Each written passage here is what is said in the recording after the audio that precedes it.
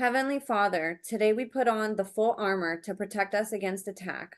We put on the belt of truth to protect against lies and deception. We put on the breastplate of righteousness to protect our hearts from the temptations.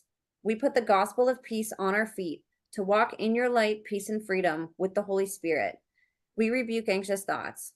We take up your shield of faith for protection to block and destroy all the darts and threats thrown at us by the enemy.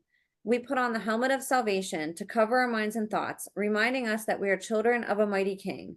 We are forgiven, set free, saved by the blood of Jesus. We take up the sword of your Spirit, your living word, that has the power to demolish strongholds and is sharper than any double-edged sword. We come to you, Lord, in prayer daily. In Jesus' mighty name we pray. Amen. Amen. What's up, you guys? Welcome to The Imagination. I'm your host, Emma, and today we welcome back on the show for the third time, child care, foster care home, and rape survivor, warrior, dog lover, social butterfly, travel connoisseur, content creator, absolute sweetheart, and a whistleblower going against some of the biggest names trending in the UK, Kevin Sutherland. I met Kevin in my first season of podcasting on an Instagram post he made saying he was ready to publicly share his story and was looking for a podcast platform to do his expose on. Another former podcast guest, Molly Sky Brown, tagged me in the post. I commented on Kevin's post that I'd be happy to host him, and Kevin and I became instant and fast friends right after. Kevin shared his incredible testimony for the first time ever on The Imagination and was one of the first guests I had on the show. If you missed Kevin's incredible two-part testimony, here's a brief recap. Kevin's abuse began at home as an infant, followed him into childcare and foster care system where he spent his childhood in and out of abusive homes, continued throughout his formative years being placed in abusive boarding schools, and after he finally had the courage to run away from it all at the tender age of 15, he endured even more abuse at the hands of many more abusers during his brief stint as an escort, including one of Kevin's abusers we are going to be exposing and shining a light on today, GB UK news star and TV personality Dan Wooten. Kevin's journey also involved discovering pedophiles he found on chat lines where he would record their conversations, exposing them, and ultimately he served just under 2 years in the prison system for blackmail. Not only that, but the media wrote his story, painting him as a violent and malicious criminal instead of as an abuse survivor looking to get retribution after no one else would help him. It's been 3 years now since we've recorded Kevin's harrowing and awe-inspiring testimony, and I'll have those episode links in the show notes for you all to check out in case you missed them. Just under a year ago, a massive sex abuse scandal broke in the UK where survivors and victims of Dan Wooten began speaking out, making mainstream headlines and validating Kevin's testimony. It seemed that Dan was finally being exposed for crimes against his victims, and Kevin's voice was being heard prominently again as a couple of his tweets on Twitter went viral and survivors began elevating each other's voices. As time has gone on, however, there has been a concerted effort once again to gaslight survivors and to elevate Dan's side of the story in order to restore his reputation in the public eye. Kevin is coming back on today to whistleblow the politically charged narrative of the Dan Wooten scandal and the after effects this has had, including putting to rest and directly responding to the twisted narratives and false claims that have been said against Kevin, as well as discussing Dan's allegations of being falsely accused when nothing could be further from the truth. As you will see today, there seems to be a conspiracy involving the media, politics, and popular podcasters to cover up abuse allegations of survivors like Kevin and to restore Dan's reputation to the public. It's important that we shine a light on the truth of this matter and hear all sides of the story. I personally find it sickening how the UK news media is asking for sympathy for Dan Wooten without giving any of his victims or survivors a chance to share their side of the story. Why have there been no survivors given a platform to share their allegations against Dan? Kevin is here to not only speak on behalf of himself, but to speak on behalf of every other victim who has come forward only to be silenced. We know that mainstream media exists to control narratives, and it's podcasts like this one that exist to share the counter narratives and what the fake news will never share with the public. Kevin is a hero to me in every way, and his voice and story speak for so many other abuse survivors who don't have and were never given a voice. I ask that you please put away whatever you're doing and give this brave warrior your attention as we break this massive story here on the imagination. Let's blow this episode up, everyone. Let's use our voices. This story needs to be louder than any MSM outlet. Before I finish introducing today's guest, I wanted to give just a couple quick reminders and updates. If you'd like to be on the podcast as a guest or share any information privately with me, you can email me at imagineabetterworld2020@gmail.com. You can also use this email if you'd like to be a part of my new book series featuring written survivor testimonies, and you can find the video with all the details on how to submit your testimony on any of my podcast channels. And lastly, I'd love your support on Substack, where I've taken up investigative journalism as an outlet for me to share about the podcast guests and my advocacy work. And you can subscribe to me there at www.emmacatherine.substack.com. All my links are in the show notes, and I'd love your support across all platforms. Thank you all for caring so deeply about survivors and whistleblowers and for helping to make the imagination the safest space on the internet for survivor and whistleblower disclosures. So you guys, without further ado, please help me in welcoming today's guest of honor, voice for the voiceless, survivor, overcomer, walking miracle, anti-child abuse advocate, and someone I'm honored to stand by and to call a dear friend, the one, the only, Kevin Sutherland. Kevin, thank you so much for being here with me today. Thanks for having me again, Emma. I really appreciate it. And this is why I came to you with a further installment in this developing story, basically. Because there's a lot of snakes out there, there's a lot of people who have their own agenda, and they just kind of want to take your past and pain and sort of like use it as a nugget to maybe try and weaponize it against someone that they have their own issues with. And that's the interesting part about this story. The obvious part as well is that there were so many different moving parts in it, and there were so many other agendas at play. And the people who were actually hurt, the people who've actually been genuinely affected by this particular character, who their voices kind of got lost in it, and that's why I've kind of, just to give people a kind of bit of a background, the last year since this went viral on social media, there's been, I've just been so debilitated because of it. I've been very much completely withdrawn. My health has taken a huge toll. I feel in a lot of ways I've just kind of let myself go because I've given up. I've seen so many kind of like evil maneuvers that have happened, and we'll get into that. People that have decided to break bread with this person, and obvious, very clear signals and directions have been sent to me that, you don't matter, and we don't care what it is that you have said that you've been through or what your experience is. We care and we align with this person because we agree with their politics and we agree with the message that they're sending, and that's more important and more powerful than any kind of encounter that you may have had with them 10 years ago. So yeah, I wanted to just kind of let people understand that I have been completely worn down by that. And I think it's also important as well to mention that, yeah, I did do a story the year before about me wanting to basically, unlive myself. I don't want to be here anymore now, sort of thing.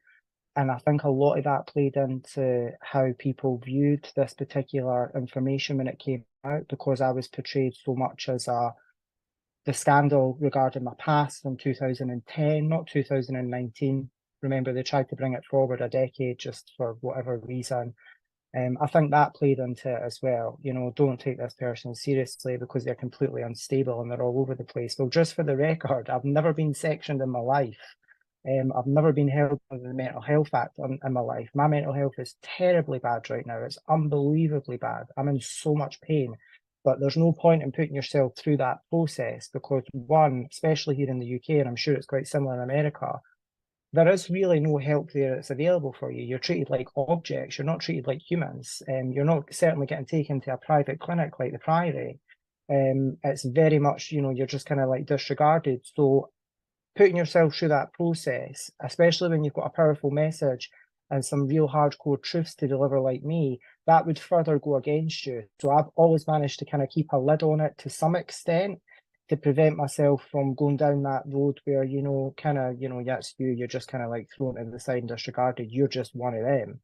I've done really well for myself in my life. I'm really surprised and really fucking proud of the things that I've managed to achieve, considering the background that I came from, right? And that's why the class system is so important and is really a must that needs to be mentioned here.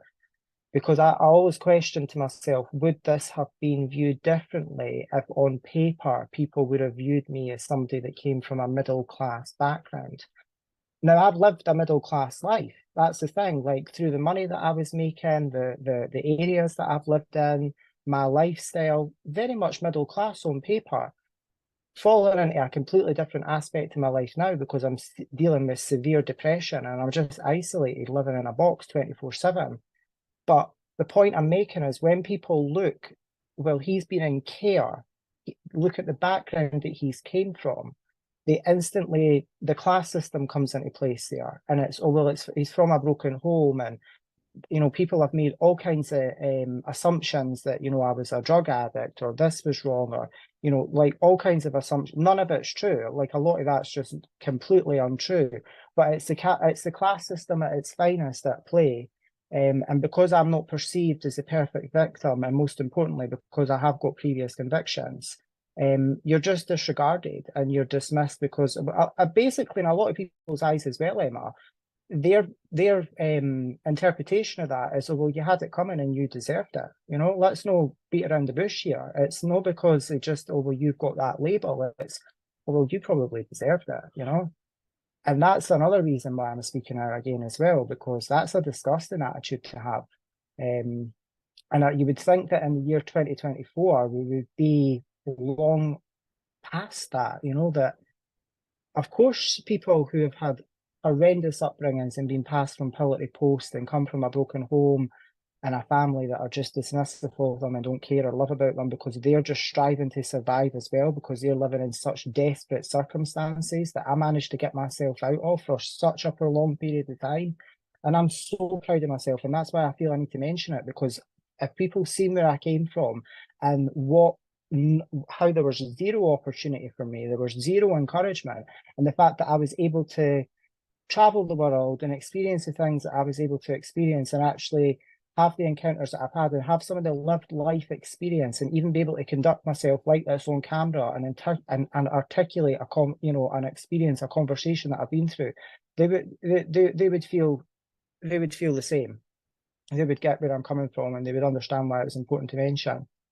But yeah, I just feel speaking out and going into a little bit more detail regarding this, it's the right time. I'm exhausted, I'm drained, and so much has been said about me that is just completely untrue.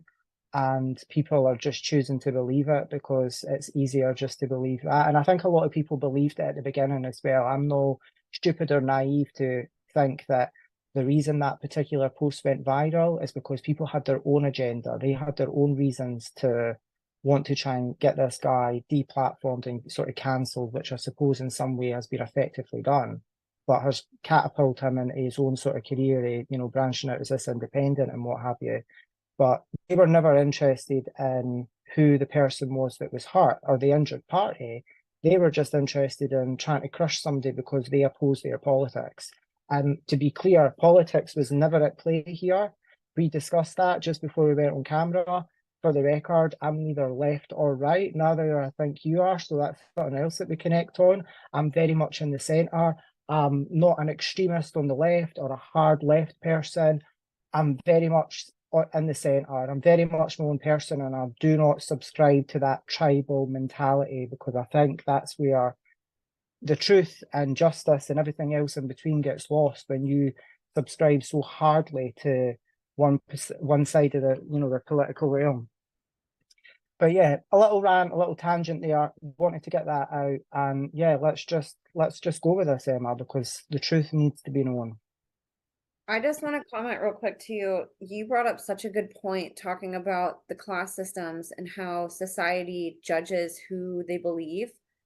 I have noticed this being somebody that has a very small platform with a big message and trying to get people to listen to me has been so hard. Trying to get people to listen to my guests because they go follow them on Twitter and they're like, this person only has 50 followers. Why would I believe them? And it's like, so in order for you to believe somebody, they have to what? Have a successful business? Do they have to be raised a certain way? Do they have to look a certain way? Do they have to have 1 million followers? Like, where do we draw the line on who we're listening to? Because I see a lot of these big platforms that don't do justice talking about this. They don't bring survivors in to give them a voice, but they'll bring perpetrators on, they'll bring one side of the story on, and it's always the popular person that makes it on these platforms. It's always the popular person that society listens to and believes. And it's so twisted because when you actually think about these situations logically, there is no way that somebody that grew up abused and who has been abused their whole life is going to have tons of money and resources whenever they come out of their situations. There's no way that they're going to feel stable coming into the real world after being abused and trying to navigate that. And we're so quick to write people off because of those things instead of taking time to say, oh, well, this person got in trouble, or this person was a drug addict, if they were, this person, was homeless. Why did that happen to them? Instead of just judging it and saying, oh, well, you were a drug addict, so I'm going to write you off, instead of saying, well, what would drive a person to want to do drugs? Because not, healthy, happy people don't do that. And so I feel Yeah. we're so grossly neglectful of our wounded warriors, of people who have been through trauma, that we're so quick to write them off if they don't have this picture perfect life that we're so used to seeing online, and I love that you Hmm. brought attention to that, because I've noticed that too in my journeys, and it's been an uphill battle. But I also see a lot more people now turning away from the big platforms, from the news, and saying, where's the Hmm. truth actually lie? Because I know it's being hidden. And so people are starting to realize that survivors and whistleblowers a lot of times don't have big platforms deliberately. Like, they're silenced, they're deleted, they're terminated off these platforms, their reputations are destroyed by conspiracies that happen between media, politics, entertainment, whatever it is. That there are concerted efforts to silence this information because it can bring down these really powerful platforms and people that have been driving, navigating, and essentially creating the narratives that we hear. So thank you for bringing attention to that, because it's really sad that that happens, and it's really important that we look for the truth instead of follower counts, instead of money, instead of whatever it is, middle class, high class, that we're just Yeah. looking for the truth and realizing that it's probably not going to come in a pretty package like what we're used to seeing online. Hmm. Yeah, no, absolutely. And the reason I mention it as well is because I've noticed it more now than kind of ever before. I think just because of kind of like how my life has transpired and, all the issues that I've had, touching on that story and stuff that I did 2 years ago about the euthanasia, my personality disorder, all that kind of stuff as well, that plays into discrediting you and, oh, well, don't believe them because that's wrong with them, and X, Y, and Z. But I really kind of felt that when this first went public last year, because I seen the tons of messages that I was getting. Obviously, I got a lot of support as well.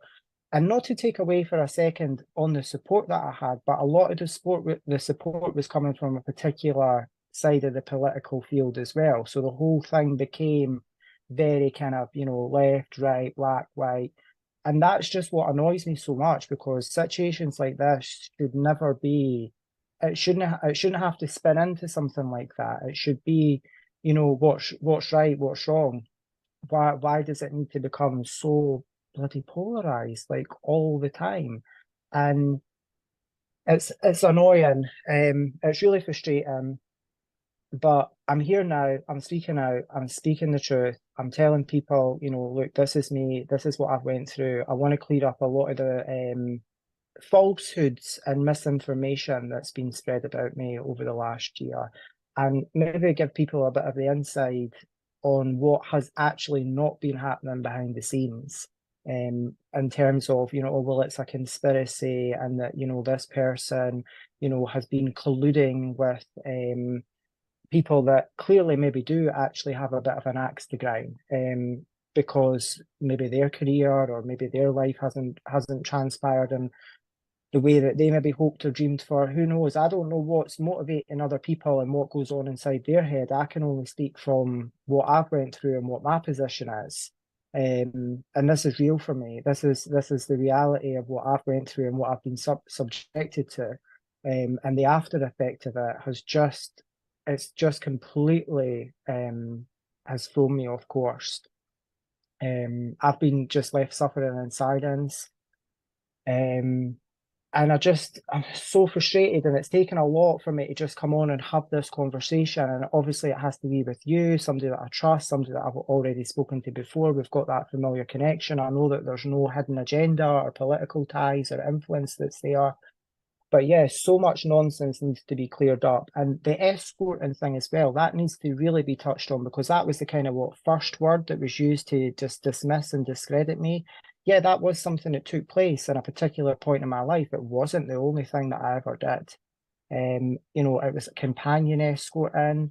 There was the financial domination thing that I was into as well, which is massively mainstream now, might I add, way before I even, that's a big thing now. Back when I was doing it, it wasn't as big as what it is now.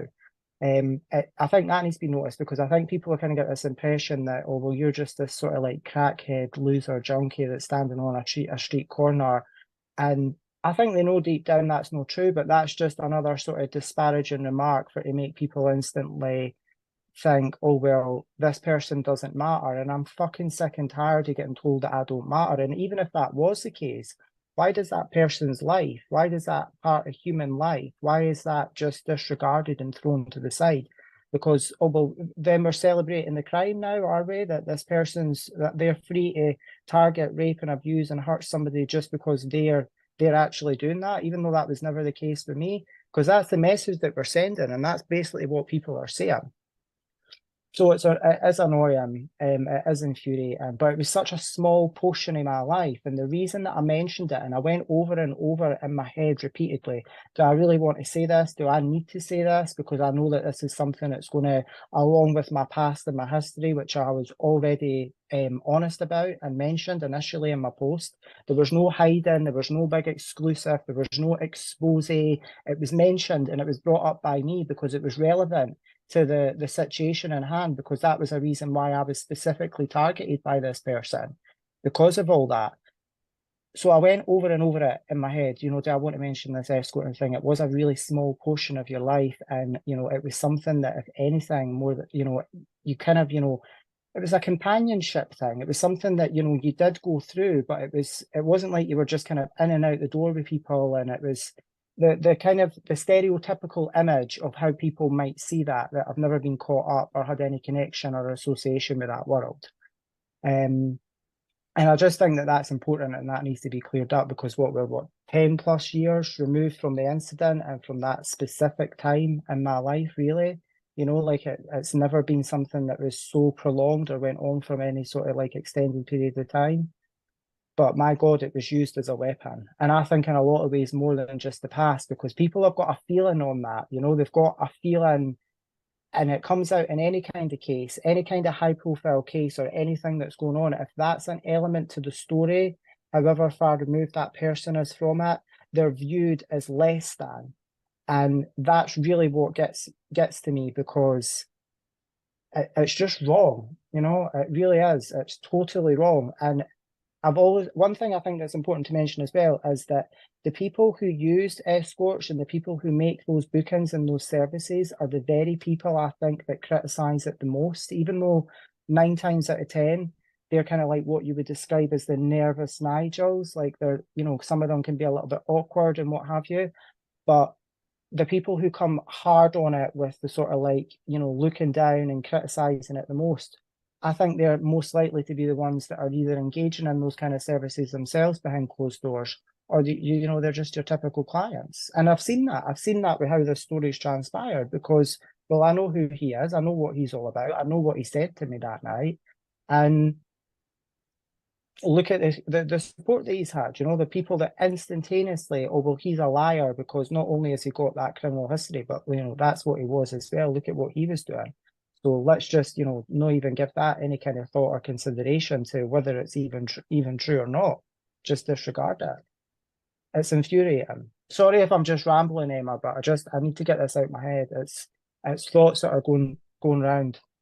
Oh, don't be sorry. These are really important lessons, and they're things that we as a society are very ignorant to realizing that we do. It's really interesting how the reality that's being manufactured to us, going back a little bit to what I was saying, like we're taught to view people in very specific ways, and we're told over and over and over and over again to look at somebody who, say, has a doctor's degree or who's a lawyer or who's Mhm. a TV personality or a celebrity, like it's But being but but I also know that the weird thing is we also know on the flip side, and a lot of these well-known podcasters and people who are defending him interview people from that world, and the clients that they have are all lawyers, they're all doctors, they're all professional people, politicians, people that are in a, they're not just taking clients and just random people off the street or what they would consider low class. It's all middle class and upper class people. So it's okay for them to use the service, but they're allowed to look down and combat the service, even though they are your number one prime customers.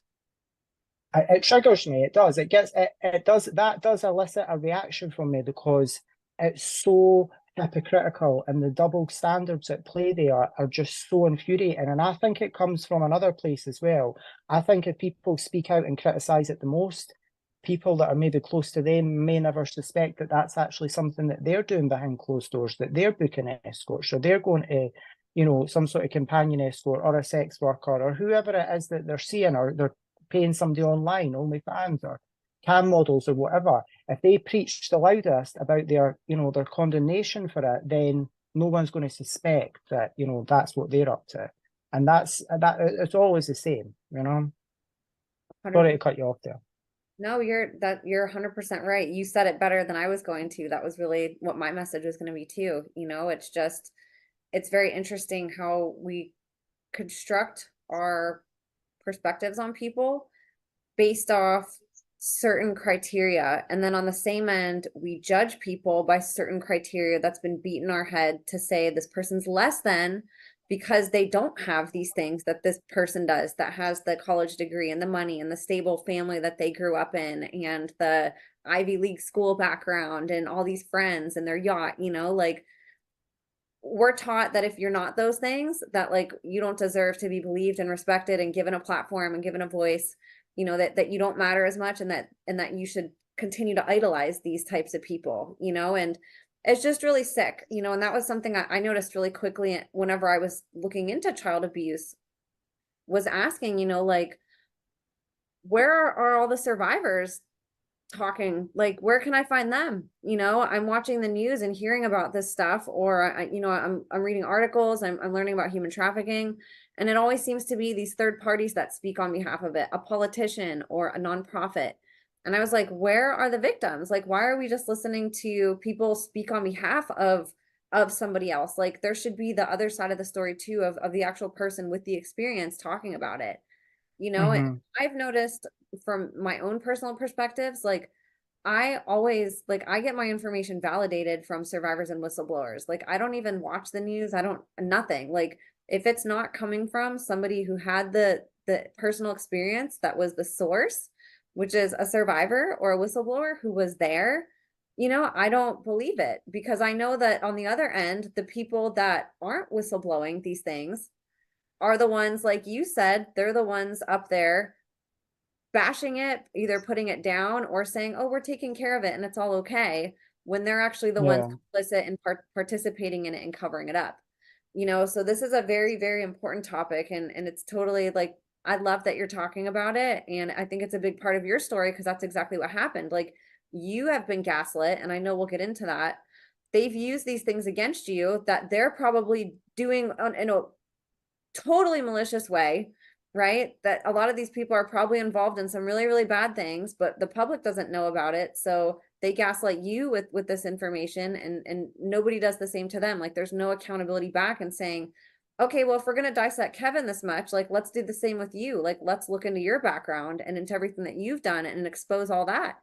So you're Yeah. gonna help sort of share that opposite side of the story that a lot of people haven't heard, in your country. And then here in America, a lot of people I think have heard of Dan Wooten, have heard of maybe some of these scandals. But what I'd really like to focus on today too is there's going to be people from all over the world listening to this story. So I really want to break this down in a way that no matter where they're at, people can catch up on it and learn who these people are, learn what happened, and obviously what happened this past year and, what's still happening. Yeah, I think a lot of people in America are familiar with him because of the whole Johnny Depp thing, and because he was quite a strong sort of like supporter for Amber Heard, and kind of like, I suppose, inserted himself into the kind of like the media circus surrounding all that at the time. So that's how a lot of people would be familiar with him. And I think a lot of people really kind of hate him because the tribalism was at play there once again, and Johnny Depp got the favourable outcome, and everybody believed that, I've got my own opinions on that. Like, I'm not kind of like hardcore on one or either side. I think, they both kind of looked pretty bad to me, but most people kind of go on the one side of it and they disregard a lot of the real serious hardcore things that were said by him as well. Like, I think both of them look pretty, and that really infuriates me. Like, why can people just not see what it is that's actually being said? Why is there always this suppression and this put down and let's bury this and let's elevate this so that this makes this person look a little bit more favorable to us because he or she's one of us? Like, why does it always have to come down to that? Like, why can we not just be independent thinkers and just look at it for what it is, rather than, taking a side or taking a cause or picking, so that's how I think a lot of people in America, I'll know who he is. And because obviously he speaks out on the whole Meghan and Harry thing, which I've got no opinion on. Like, literally, I don't know about you, but I have zero opinion on that. Like, that is too, I don't know, airy fairy culture, like, just takes away from some of the real hard hitting issues and problems in this world to care or have any interest in what the fuck Meghan and Harry are up to in their mansion over in, is it Montecito or wherever it is in California? Do not, for the record, do not give a fuck what is existing. I am not a fan. I'm not a hater. I just do not have an opinion. I think, if anything, I will say I have maybe a bit of respect for them in the sense that they spoke out against their family. Well, he did. And I appreciate that and I acknowledge that, because I think that's hard for anyone going up against that kind of institution, or what, like, just it could, you're going up against something and they're coming down on you heavy. So I get that. I appreciate that. But I'm just not invested in it. Like, there's no real feeling there or interest there at all whatsoever. But that's how I think a lot of people, I'll know this character. And that sort of brings me into the Sussex squad, which is the people who were behind how I think my story captured quite a lot of attention on social media. And they're the sort of Harry and Meghan hardcore fans. They're the ones who are kind of like doing all their, rebuttal and whatever online and speaking out in favour and defence of them. And that's, I don't know, that's maybe a good thing. It maybe helps people get, two sides to their opinion or two sides to the story. Um, but I do question the authenticity of how viral that message, that tweet, and any of the posts that I put out at round about that time, because it's since kind of been it's kind of known that, a lot of that was maybe manufactured and was, this bot farm. And can you even trust the sort of analytics that you're reading? Like, is that genuine? Or was this just kind of like this small kind of storm within a specific bubble of people? So it got a lot of attention, but it was all from people who were invested in GB News or Harry and Meghan and the kind of, the bubble of the Suffolk squad. Like, did it really venture out that? And I think it's obvious that it maybe really didn't, because it never became that kind of bigger story. Like, here in the UK at the same time, we had a lot of other scandals. We had the Hugh Edwards thing, which was a big, massive story regarding the BBC presenter who was never accused of anything as hardcore and as extreme as what's come out about him. And then there was another TV presenter, Philip Schofield, that was involved in a whole scandal as well. But it brought it back to the politics, and that was a left thing, and he's a right guy, and that all kind of ties into it as well. But yeah, I just feel that, my particular message, and we were just talking about this before I came on, he was interviewed by his so-called friend, Megyn Kelly, who is a American commentator, which a lot of people will know, obviously your audience specifically. And during the course of that conversation, she said to him, oh, well, it's not like you were accused of anything like what Russell Brand was accused of, meaning rape, or sexual abuse or anything really serious and physical. which shows to me that my message, my encounter, my experience, and what I've been through has been severely suppressed. And even people who claim to have done deep dives into this whole situation, this whole saga, are not even aware of one of the strongest elements and components to this. And they're only aware of the catfishing and the using other people's social media accounts for to elicit explicit images from people, and just all the creepy, freaky, perverted, delusional behaviour by someone who very much obviously has that MO was going on, which was all exposed in the Byline Times thing.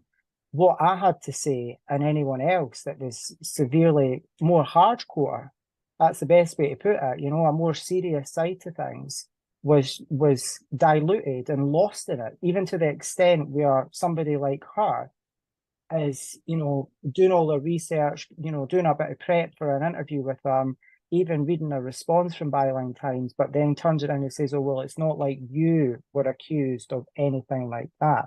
So, it was the whole thing, as much as it looked like it went viral, it was suppressed from everybody on the right.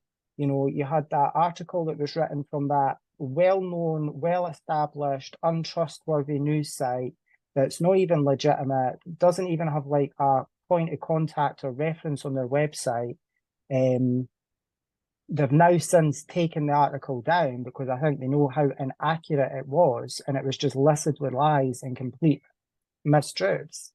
Yeah, it's it's really annoying, and it's really frustrating that, yeah, maybe I should have came out, maybe I should have said something at the time, but just imagine where you are, right? Imagine your situation. And then my situation was I'm coming out completely by myself. I've not got anybody around me.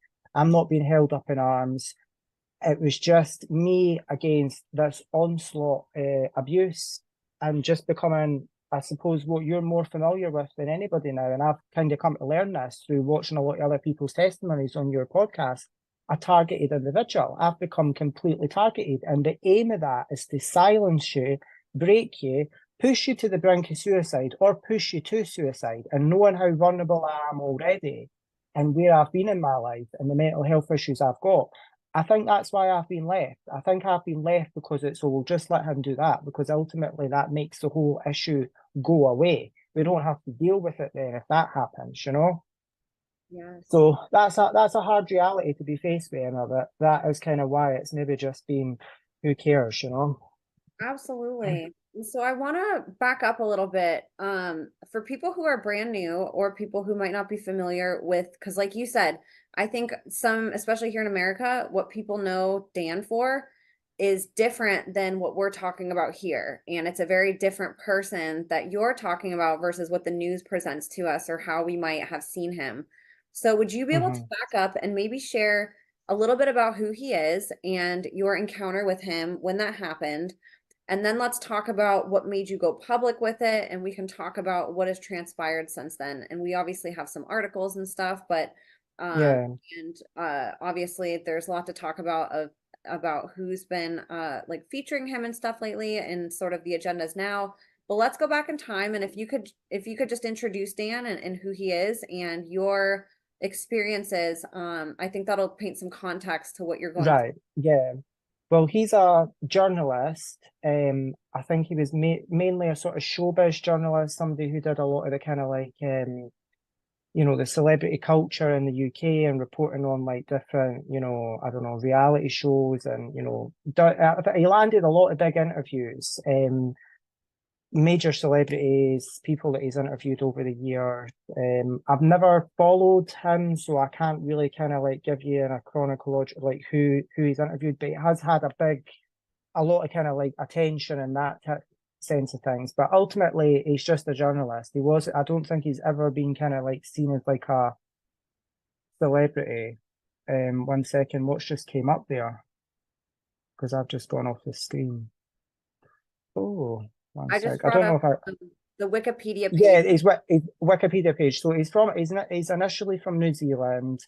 Um, According to him, moved over here in the early 2000s, and just kind of like worked himself up journalistic ladder. Started off, maybe doing small time interviews and then got a slot on a TV show. Lorraine Kelly was doing all the sort of like celebrity commentary at that particular time. And then because since all this has come out, he's now at the time he was on GB News, he was doing all the kind of like political stuff. But that's who he is. Like I don't really know how to like better describe him. Like he's just a showbiz commentator and a gossip monger and somebody who spent their entire life trading in the currency of gossip, rumour, hearsay, innuendo, and all things related, basically. And how old were you when you had an encounter with him? And can you share? So You don't have to go into it. You can just share whatever you yeah, I want. will be conscientious of what I'll say just because, it is a massive trigger point for me and there's a lot going on just now. But that was in 2014. So I would have been, 23 at the time, coming up 24 because it was in the November. I went to the MTV Music Awards. A lot's been said about that as well as to, oh, well, how were you there? There was public tickets available, just for the record, people. Like these tickets were on sale on Ticketmaster at the time. So anybody was able to attend that event. It wasn't like it was just only for a specific criteria of people. And it was very last minute for us as well. It wasn't something that we were planning on doing. It was just something that came up and the opportunity was there. And I found myself in Glasgow. So it was all very last minute, as I said, not planned. And the mindset that I was in that particular evening and what I was around and what I was planning on doing. And because I was with, other people, it wasn't anything related. And I mentioned this specifically in my post. It wasn't anything that at that particular time in my life was related to like kind of any kind of work or whatever. I was just there out to have a good time, basically. I was out to enjoy myself that night. Everything changed because of an encounter that involved him coming to my door. That was in early hours of the morning, and he managed to. And people say this because I mentioned it in my post. Well, how did he manage to kind of like coax or manipulate himself into your room? You've got to remember, right? I was very comfortable at that particular time in my life with meeting strangers and meeting people that I maybe never had any kind of like prior knowledge or relationship with, which I think a lot of people have. It doesn't matter what your profession or what it is, like a lot of people can just adjust. But what I suppose intrigued me that night is that this person knew who I was. I didn't necessarily know who they were. I think in hindsight, looking back, I was familiar with maybe the face or, like I'd maybe thought like, well, maybe I have met this person before, or maybe I'm not too sure, or maybe, like that goes through your head. Like it happens to us all the time. That's, so it wasn't like I opened the door to a complete random, a complete stranger, and I just went, oh, just come in. You just come in. That's not how that initiated. It initiated because I felt there was a familiar tie or some sort of previous association or connection there. And I've got this person telling me that they know who I am and they're using that particular name that I went by at that time. And this is something else I need to clear up regarding the name. We mentioned this before. People think that I changed my name about because of my criminal history and background, which further adds to the whole sort of like, oh, well, he's a criminal, he's a crook, like he's not to be trusted sort of thing. I went through, and we've already touched on this, that fucked up identity crisis when I was 15, 16 years old. I was still in the care system. I was in an all boys school. I genuinely felt that I wanted to be a girl. Yes, fucked in the head, should never have happened, completely regret it, but I was 15, 16 years old and I changed my name officially on my birth certificate. And in Scotland, you're only able to, especially certainly then anyway, you were only able to change your name once. You couldn't change it back. So then I got a statutory declaration. I changed it to, initially it was from William to Kelly and then to Kells, and now it's Kevin. So it was just like a kind of like sort of like a transition, to put it kind of like, I don't know what the best way is to explain that, but people misinterpret that as something that it's not, as if like I was trying to avoid and evade people being able to see who I was. Well, if you type my name in, and also with that story from a couple of years ago, I'm not hiding from anything in my past. Like it's there. there's videos with me and you speaking about it online. So for people to think that the name change is linked to somebody who's got an incredibly shady past that's making specific maneuvers in life to try and avoid detection, that's just completely untrue, and always has been. I made a huge mistake when I was a very young adult and thought something about myself that is just completely untrue now and never been relevant to my identity. I've never went through that kind of identity crisis then. And I think I completely waked up for, that it's gone. It's completely, it's not even relevant. But we do keep going back to that. And I think it maybe is something that plays a lot in people's opinions and heads more than what's actually said online and messages or comments. People will look at that, and because they've got a particular view of, because that whole trans thing is a big topic of conversation now, and it's oversaturated. It's literally everywhere, and I'm zoned out of it. I think it's too much. Once again, it's a bit like the Harry and Meghan thing. Like, do we really need to be focusing on this as much as we're focusing on it when there's much bigger issues that play out here? But yeah, like, I think a lot of people look at that, and because they've got a strong view towards it, maybe a small-minded, uneducated view, whatever it is, and then they look at what's been said about me, what's been written about me, the previous articles, the name change, and they kind of put me in that category, and that's so fucking unfair because I don't identify like that at all, never have. In adult recent years, it was a delusional point in my life where I just, I wanted to escape the pain and the environment I was going through, and I think that played a part in it, and I went through an identity. A lot of people do. It's just not spun in a news article or used against somebody later in life when they come forward as a victim of a crime.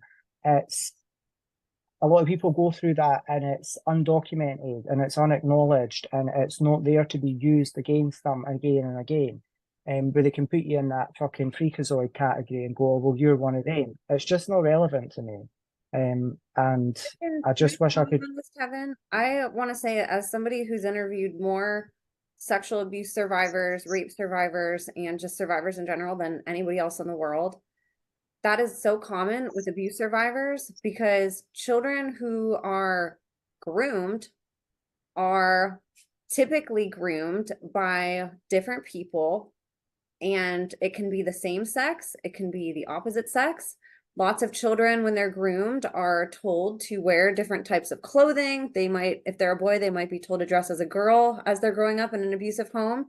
They might be called girl names. They might be raped by somebody of the same gender or sexually abused, and it confuses them. And gender confusion, the whole trans thing, like, there aren't trans kids. Like, you weren't trans, you were groomed. Like, you had a Yeah, horrible upbringing with abuse, and it affects somebody's neurology growing up. A child yeah, doesn't develop properly neurologically and sexually when they're confused so much by so many different adults. And so I want to say that this is so common. I have had so many guests come on that were confused in some type of way or another, whether it was their sexuality, their gender. Like, that is a symptom of sexual abuse. That is not something that we should be holding against the child. 15, 16, you're still a child. You're not a young adult. You're a child still. You were groomed. You yeah, had somebody grooming you. And that's what people need to be asking is, who was grooming Kevin? Not, what was Kevin thinking, or Kevin was crazy, or Kevin was this, or that. You were a child. And I just want to put that to rest because that is a symptom of child sexual abuse. Gender confusion is a symptom of child sexual abuse. All of that is. It is not yeah. the child, it is the fault of the adults around the child who groomed that child. That's such an excellent way of putting that, Emma, because once again, the perpetrator has got control of that narrative, and they put you in that category, especially with this right wing agenda and how hardcore it is against the trans movement. They put them, which is shocking, and I don't agree with this, but they put all of them in a category that, well, they're just like child molesters, and that's what they people are. And there might be cases and isolated incidents, and it might go on. Who, like, I'm just not invested in that story at all, but that's what they put you into, because it's a lackey, like what you've just said. Well, how did that come about? And a lot of people like me don't go on to live like that. they kind of snap out of it and wake up and realize, right, wait a minute here, I was a bit fucked up, like let's move Yes. on. But to know that it's always a current undercurrent, and it's something that's just labeled, stapled, it's just put on me, and so many different times and circumstances in my life, I've had to have this conversation. And I wish I could just be like, look, I was a child. I would understand maybe more if I was 23, 24. If it was last year, I was 15, going on 16 when this happened. Can we just move on from it? I was in a very turbulent place in my life. And I also I Let, had I met a girl who went through horrific childhood abuse, and she at one point identified as being a boy because the only logic she could have in her head was, well, the abuse must be happening because I'm female. If I'm male, maybe they'll leave me alone. And so right. we're so like we're so disconnected from the way that a child develops, and we're so used to just like traumatizing kids and like allowing it that we don't even consider like what that does to their upbringing, and we blame them for the symptoms, we blame them for the side effects without holding the people accountable who confused the child, who abused the child, who made the child feel there was no other option than for them to change their literal sexuality or to change their gender. Like, this was not your fault. And I just, it makes me so mad that this gets put on the victims and the survivors, because we couldn't be more disconnected. If you think that a 15, 16-year-old is just naturally grows up wanting to transition because they're happy and healthy and have nothing wrong, like, you're absolutely wrong. There was grooming that took place, there was abuse, most likely sexual abuse, and there was manipulation and brainwashing and probably a disconnect from the child from their own body even, and trying to think of logical ways to make abuse stop. And if you think about being Yeah. in a child's mind or in a 15, 16-year-old's mind who has no other option, that might seem like a great option if you have nothing else. Well, what if I try being a girl, or what if I try being a boy? What if I try being the opposite of what I am? Maybe then the abuse will stop. So I'm so sorry that this is being held against you, because that, excuse my French, that's bullshit. And anybody Yeah. who listens to my podcast and who listens to sexual abuse survivors will understand that that's a symptom of child sexual abuse and grooming. It is not a choice that a healthy, happy child who is not being abused would make consciously. Yeah. No, totally. And I think you put it really well, just sort of saying that, um, because it has been held over me and it has been held against me in more ways that I think people want to, because it's the talk of the street, it's something that's said word to mouth. It's not necessarily plastered over everything that somebody says online, because, a bad opinion might just sort of like be one specific comment, or they'll say something. But if you get into a conversation with someone, or, it comes up in any sort of detail or any length, that comes up. And I've heard it, secondhand and third hand from other people that have spoken to other people about me. And it's something that's came up, and it's not true, like, and it's just, yeah, I need to just kind of, but it needs to be addressed, because I think understanding, you know, that particular situation and how it's just, I'm not on here saying that, I want to identify and please call me fucking Caitlin. Like, I'm here as Kevin. Like, let's move on from that. And I've changed my name. I changed my name because I went through it. Maybe some people will be like, well, why, if that's the case, I suppose this is one question. Well, why would you not just change back to your name, William? I think it was because I got into knowing that many people and friends, and it was like, they knew me as something. They knew me as Kells Kelly. And why not just keep it as something similar rather than going straight back to a completely different name? I think that was maybe my thinking and understanding at the time. I maybe didn't give it as much thought, but I think people are like, in hindsight, looking back, especially when I've been in certain relationships with people as well, is, oh, well, why not just go back to what your birth name is if you totally decided to go against it? And I was like, do you know what? I think it runs a bit deeper than that. I think it's because changing my name was more about eradicating my past in terms of the care system, the abuse that I went through. I wanted to just move on from that. So it wasn't just totally tied up in this identity crisis. That's what triggered it and caused it to happen. But I think it was just a little bit of a reinvention. And it's not uncommon for people who've been through these situations to go through something like that. It's just that it was layered so eloquently and so perfectly when those particular news articles were written about me years ago by somebody who had a hand to play in it. And years later, it's been regurgitated because, well, there's something else that's now happening. Oh, well, I can get why it's been said. Anybody who's changed their name and it looks like multiple times that they've changed it, it looks shady, it looks dodgy, and if they've got a criminal record, that looks like the reason why. But if anybody wants to do their research and look into it, I changed my name long before that case came around, and I went to prison back in 2010. So it's got nothing to do with that. It's got everything to do with what I've just said, and I think, yeah, that needs to be known once and for all. My I show can still hear validates you. what you just said too, because I can't Yeah. like if people go through my show list of survivors of sexual abuse survivors who have been on my show, many of them have either changed their name fully, they changed their middle name, they changed their last name, they changed their first name. That is also common for the exact reason that you said, because when you go through things that are so horrific and you've heard your name in those situations so much that even hearing your name as an adult, and even if it's just unconscious, hearing a name can be very triggering for somebody and bring them back to those moments. Where if you Yeah. change it, you're removing the trigger. Like you said, you're sort of reinventing yourself, you're leaving that behind, and you can start fresh, and it's part of a healing process. That is also not a dysfunction. That is another symptom of child sexual abuse, is that Yeah. wanting to reinvent, rebrand, sort of get out of that old identity and into something that fits you better, into something that feels better, and into something that maybe those people that abused you will never be able to call you again. It's sort of like Yeah. getting away from something and healing from it. So my show It's like a major, it's that. like a major, and I've noticed that with a lot of the interviews that you've done as well. It's like a major form of like disassociation, but it's prolonged because you've made it official and you've changed your name. So you're now in that different in that. And like, honestly, I've got people in my life. This might sound fucked up to certain people, but I've got people in my life where if I came across them now, they would call me like by those previous names because that's what they knew me as. So there's nothing like that. I'm not, the point I'm making is I'm not out here trying to, hide in a different identity. It's always been known, like whoever I've been involved with, whatever the friendship or relationship's been, like people have known that I've been known by multiple names. It's not a secret. It's not something that's hidden.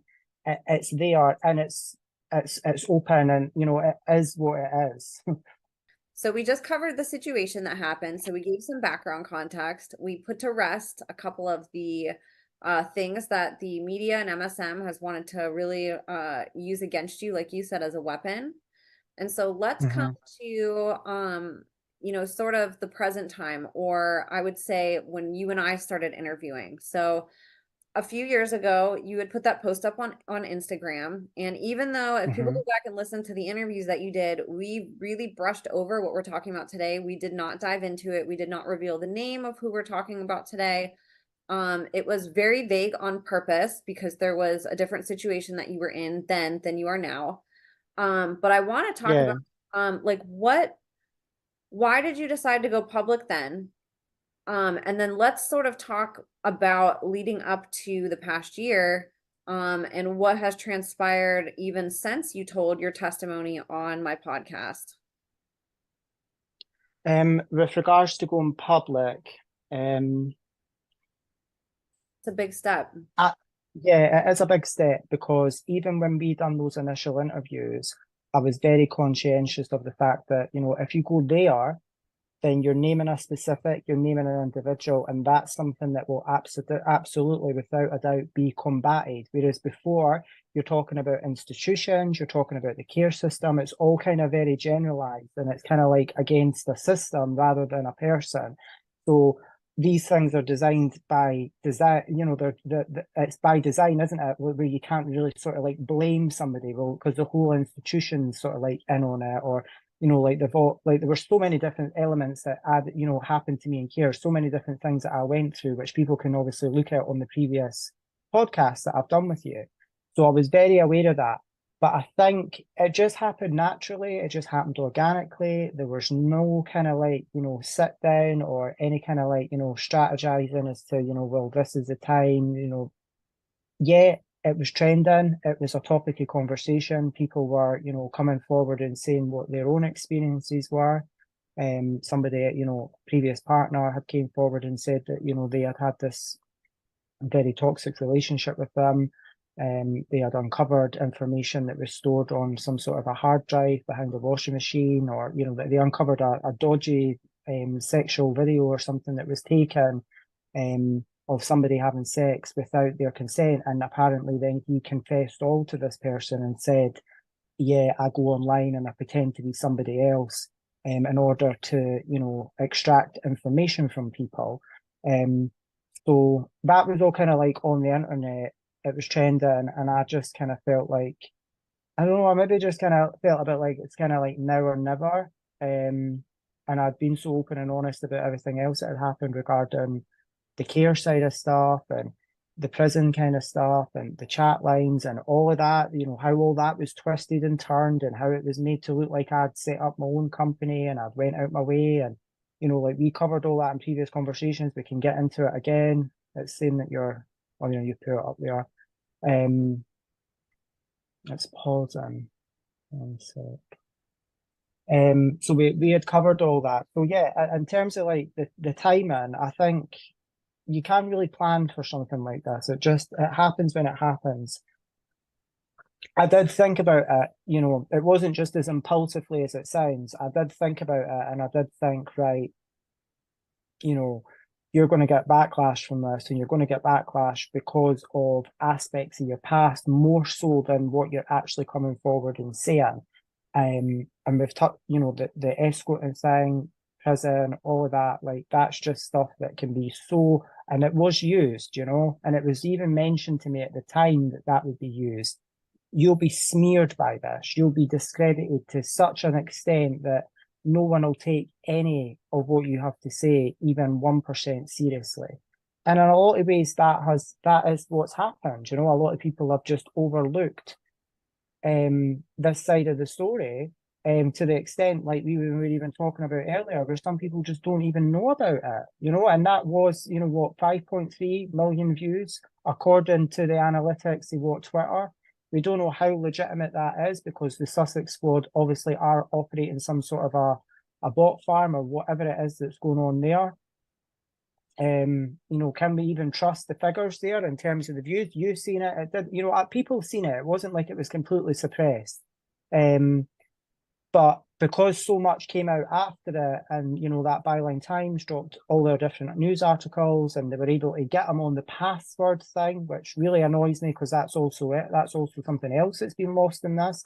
People that these are just all kind of like allegations that are floating around. They were able to actually secure the evidence and prove that he was 100% categorically behind the accounts where he was pretending to be somebody called Martin Brannan, and what was the female name? I think it was like Maria or Marie or something else, Marie Joseph or something.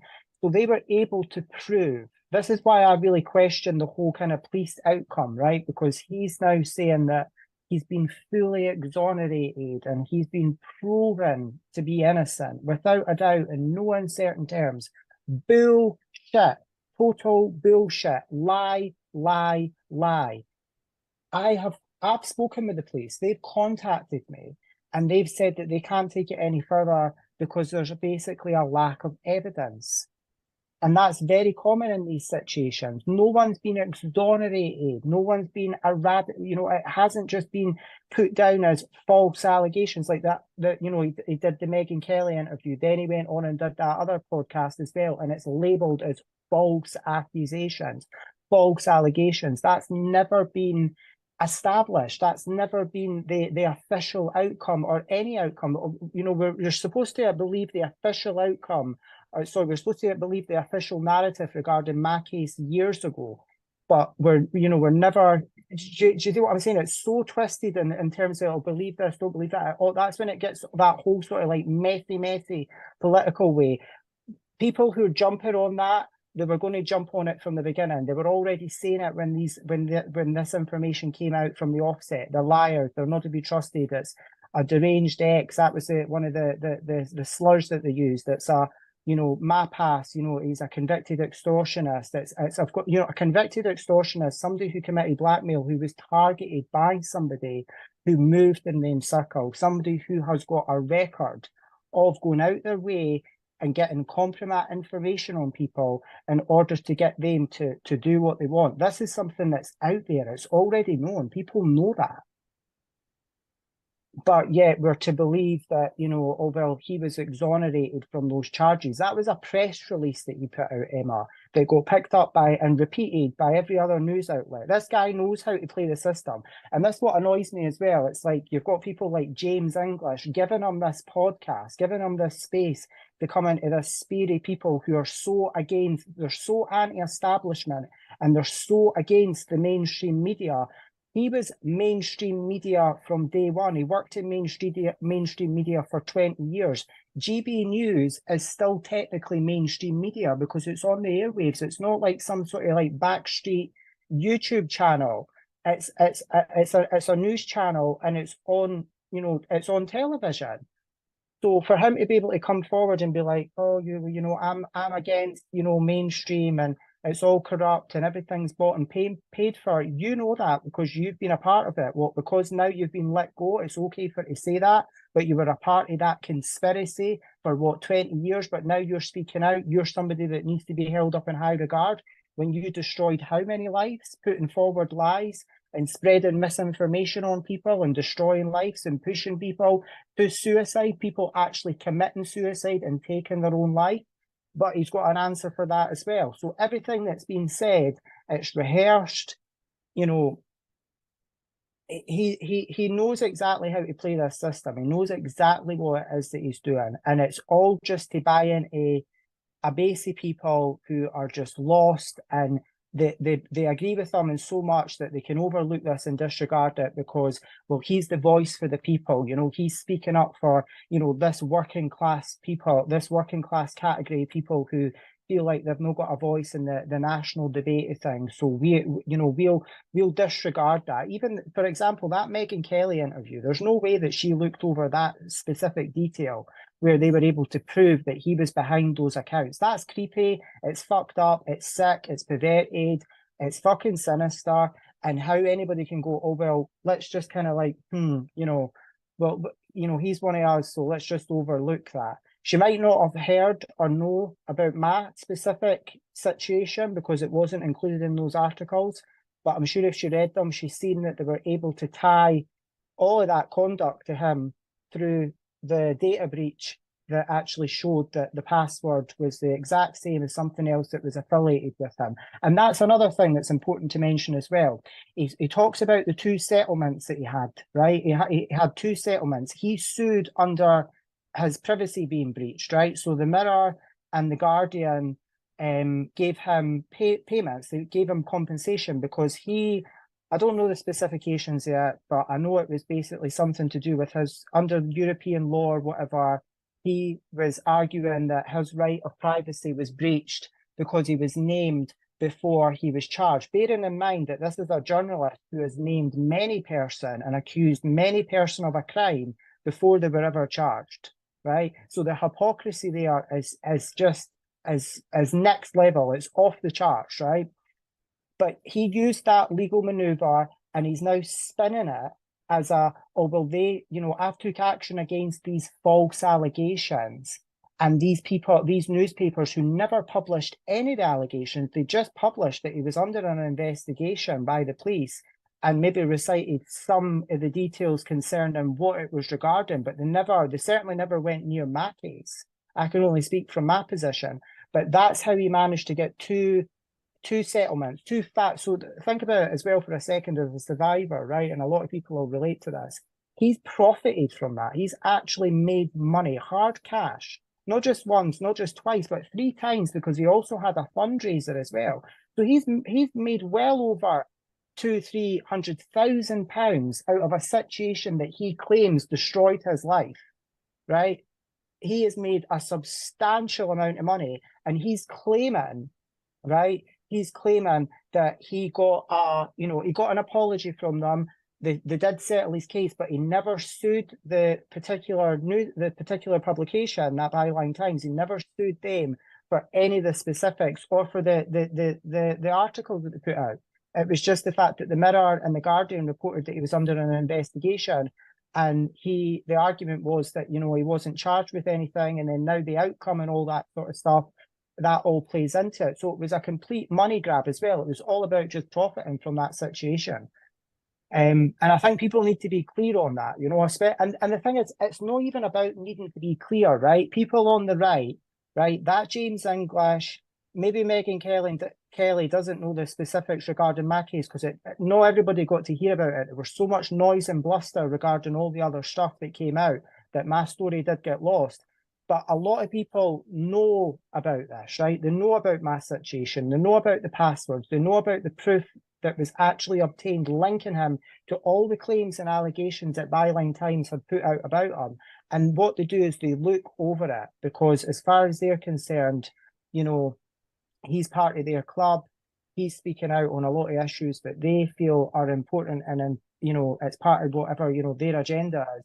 And who really cares? Because these are just allegations that have been made by former escorts and sex workers and stuff like that.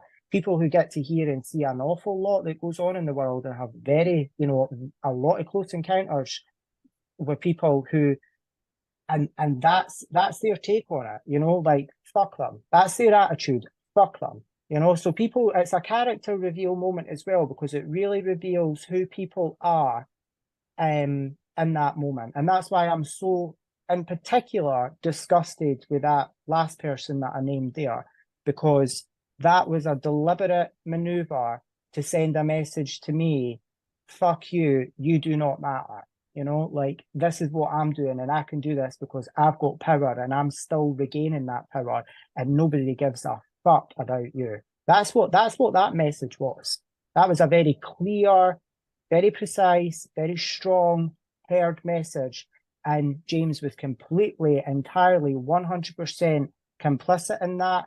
He knew exactly what he was doing as well, and nobody gave a fuck. So, people will get their comeuppance, maybe not in this life, maybe in the next life. Maybe I'm being a bit too spiritual with that one, but it will come round. He sat down with somebody and completely disregarded everything that he knew prior to that, and the conversations that had transpired. Just completely disregarded it, because that's somebody that sits down with, and I don't know if you know these specific people, but that's somebody who sits down with Tommy Robinson, Katie Hopkins, like all the people on the right, people that are in their club, and he's putting himself, this is the thing as well, and I tweeted this the other day. You got to remember, I'm not really putting anything up now, but I thought, you know what, I need to come out and I need to say something. I need to speak up. I need to speak up, and I need to speak out on this. And being accused of rape now in 2024 is a fucking badge of honor if you want a specific certain type of career, because it catapults you into that whole sort of, like, they're against me, the whole sort of Andrew Tate field of it's the Matrix are out to get me, they're trying to attack me, believe me, trust in me, they're coming for me because we're the saviors, we're sending out a message, we're trying to give you the hope to carry on and what you need to do in order for to get around this. And it all ties in with each other. The people, what they preach about, they are so up to their neck in themselves, it is beyond disgusting. And that's what he's using now, because now he sat down and done that interview with Kevin Spacey, who he's not been accused of rape, he's not been accused of, I think, like a serious sexual assault, but should we give those allegations, what should they be downgraded in terms of what severity, just because it's what people are saying is what sexual harassment, and it's by multiple people into the double figures. So this is where he's taking his career now, Emma. He's taking it in that direction of, well, I'm going to sit down with every man that's been accused of something, because, oh, well, they'll speak to me. He's using it as a pass. He's using it to get in the door. And it's just disgusting. You're so absolutely right. And I love what you said just about, people and how they essentially like listen to news, and how we are really quick to like will align with a movement, but we don't support the individuals who are putting themselves out there to combat it, and Yeah, people are also very quick to sort of like how you were saying with the, Meghan and Harry crew, and what your post said, where people are really quick also to, they'll stand for somebody just because they don't like who they're opposing, even though that person's not good. If they don't like yeah, you, they'll go side with Dan without even investigating him just because he's yeah, against you. They won't look at, well, okay, well, what's right and what's wrong here? Where's the truth and where isn't it? And it's really sad that we do that, because we are missing opportunities to actually get truth because we're so caught up in all these division tactics. And again, like the yeah. perception of what the news tells us, that we miss opportunities to actually find truth from the people who are really bravely and courageously stepping up to share it with us. Yeah. No, I absolutely agree with you on everything that you've just said there. And it is division tactics. And it's also, of course, it's always about money and viewership. And, if they were to turn their back on them, they would be turning their back on, an audience. They'd be turning on a bag there. And that's ultimately what it all bottles down to. And it just really annoys me because you get specific people who'll sit and they'll give certain survivors, and we know, well, a couple of people that have been on that particular person's show, right? And they'll sit there and give them that sort of like free, safe space to speak about their experience and what they've been through. Yet on the flip side of it, they're sitting down with an absolute fucking predator. That was the article that was taken down. It might be put back up now because I've chosen to come forward and give this interview with you and speak out. But what more damage can really be done to me? That's the kind of question. Like, what is it that they're hoping to achieve by writing all this twisted, distorted lies and putting it in such a way where it just paints me blacker than black? And a lot of it's not true, and a lot of it has been completely altered to fit a specific kind of narrative that's just, worked. Exactly. Look at the very first, like, how out of date is that term? A rent boy, like that was the very like I really did honestly, Emma, I sat for so long and I thought, do I need to mention this? Is anyone else likely to come out and say this about me? And I thought, former people, former client, like, no. So that's how honest and that's how authentic I was being. I was willing to put something like that about me in the street, and it was the first word that was used to to be derogatory towards me. So that was the kind of like thanks back that I got from the universe in terms of like, let's be just transparent and honest about everything. And wolf, like a vulture, straight to that straight away. And it was a very small part of my life. We've went over it before. It was a very long time ago. It wasn't in the way that they're trying to spin. And it was a bit of life experience that I went through, and it all ties in with everything else that we've discussed, what I've been through with care, the confusion of things, the hypersexualization. It all ties into it. It's all information that we know about how survivors and victims form, how they go through their lives, how they behave. Yet everything like that is used by the perpetrators. That's used as a way for it to go, oh well, wait a minute here, look at this. Or there's no way that you can trust and believe in this person because, well, look at X, Y, and Z here. And it's just disgusting because you really think that some people would, if anything, they would want to maybe sit on the fence until they've seen, how things had transpired, but people were right in there, straight away. They were right in there with what they thought and what they believed. And he talked, what another thing as well that's so annoying, right, is he talks about how there's this two-tier justice system in place and how he was, how he had his hands tied and he wasn't able to speak out and, they weaponized the justice system and stuff against him. What action have I been able to take against all the very obvious lies that's been said against me? You know, what legal case have I been able to build and take forward in terms of pursuing action against him? Yet this is a man that's had 2 5-figure settlements and was able to fundraise, I think, upwards of £40,000 at the very beginning when this all took off, using me and everyone else as a way to say, look, I'm under attack. What is it? Tell me right now what I have achieved through putting any of this information online, apart from it absolutely further trashing my life and putting me in a position where avoid, ignore, ignore. And the problem is, right, and this is really important, is that people will look at this and still watch this right now through very cynical eyes. 10, 15, maybe 20 years, maybe longer. Eventually, at some point, the penny will drop, and but that's the problem with human nature. We just keep repeating our same mistakes again and again all through history. We never learn from them. We never learn from all the further cases that there's been around in the public domain long before him. All the other high profile cases in America, in the UK. How is it they got away with it for so long? How is it that they managed to avoid detection? How is it that they managed to avoid prosecution?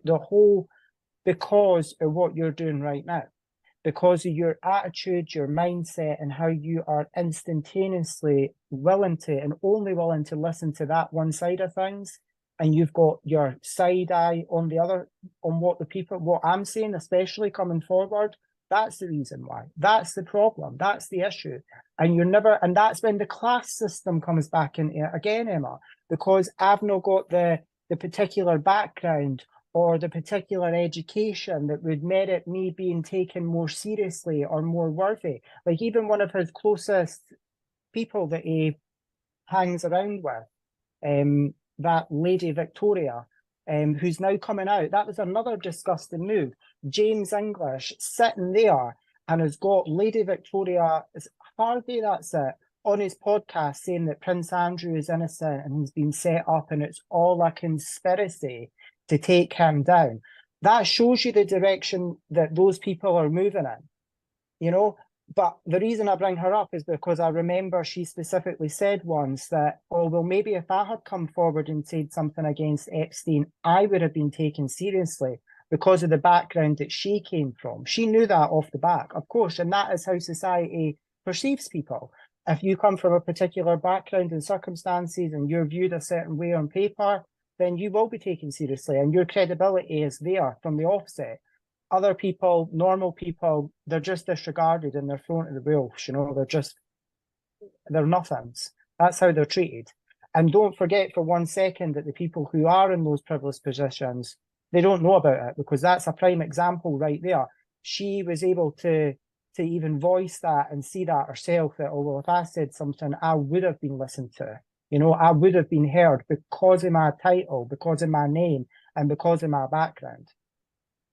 It's interesting how all these people sort of like collectively come together as like this little cluster, don't they? Like they all, you know, and then seeing him, you know, fitting himself into that circle of people, and it turns my stomach. It makes me feel physically sick because I see what's going on and I see how malignant it is and just how wrong on every single level.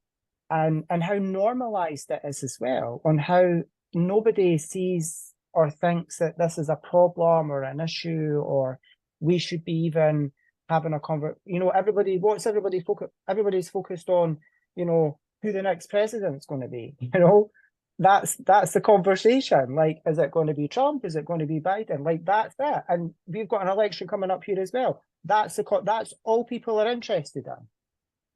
Biggest lie, biggest hoax ever is the politics side of things, because it's just nonsense.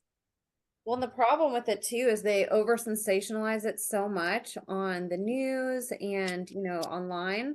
And so it does take away from, it gets people to focus on these false narratives instead of looking at what we should be focusing on, which is, again, the truth. And so it gets us all tied up in these very high emotions. All of us pick a side, and that is like our focus, and everything else really gets blocked out, and it Yeah. seems very deliberate how these things sort of start to populate in public and like when they do, so Yeah. it's really terrible because then people stop looking at a story like yours because they consider an election to be more important when they are participating, like how we're talking about in installations. It's not a legit election anywhere. Like this is very planned, deliberate politics, political theater, if you will, and it gets us distracted enough to where we're not looking at the stories that matter. We're not listening to the voices that matter. It just overconsumes us, So this is really important that we talk about these situations as they happen and that we get away from these, sort of political theater sinkholes that present themselves to us. And we really dive in and focus on stories like yours, Kevin, that actually matter, that are actually affecting people, and we uncover these voices that are being silenced from these bigger agendas. Yeah, no, totally. I completely agree on everything that you've just said there. We need to we need to be able to really, really, really like break the cycle of how this is just constantly like a wheel in motion going around and around. And it's like what's so disturbing about it, right? Is a lot of people are aware of it, they acknowledge it and they see it, but they still go around on the hamster wheel. So they still play the game, they still go around, but they'll still also on the side speak up and go, well, exactly what you're saying just now. And that's what's so concerning is the fact that well, how is it that this cycle can be broken? How is it that we actually get free from this? How is it that you come off that fucking wheel? Do you know what I mean? Instead of just playing along with it because that's good for your time and your moment in your career, even though you're aware that you're just playing the rules of the game effectively, how do you change the rules of the game? How are we actually changing that rather than just complying, performing, keeping it going, but also having these conversations on the side and going, oh, well, I'm completely with you. Like, I know this is all lies and bullshit, but I'm still going to keep playing along because that's what serves me. And that's the problem. That is the absolute issue here, 100%. I agree with you. Um, And I just really admire you, Kevin. Like you don't have anything to gain from doing this aside from hopefully getting some justice, getting exposure. Like you do have a lot to gain, but so far, it's been an uphill battle for, anybody to come speak out about this. I wanted to ask you, yeah.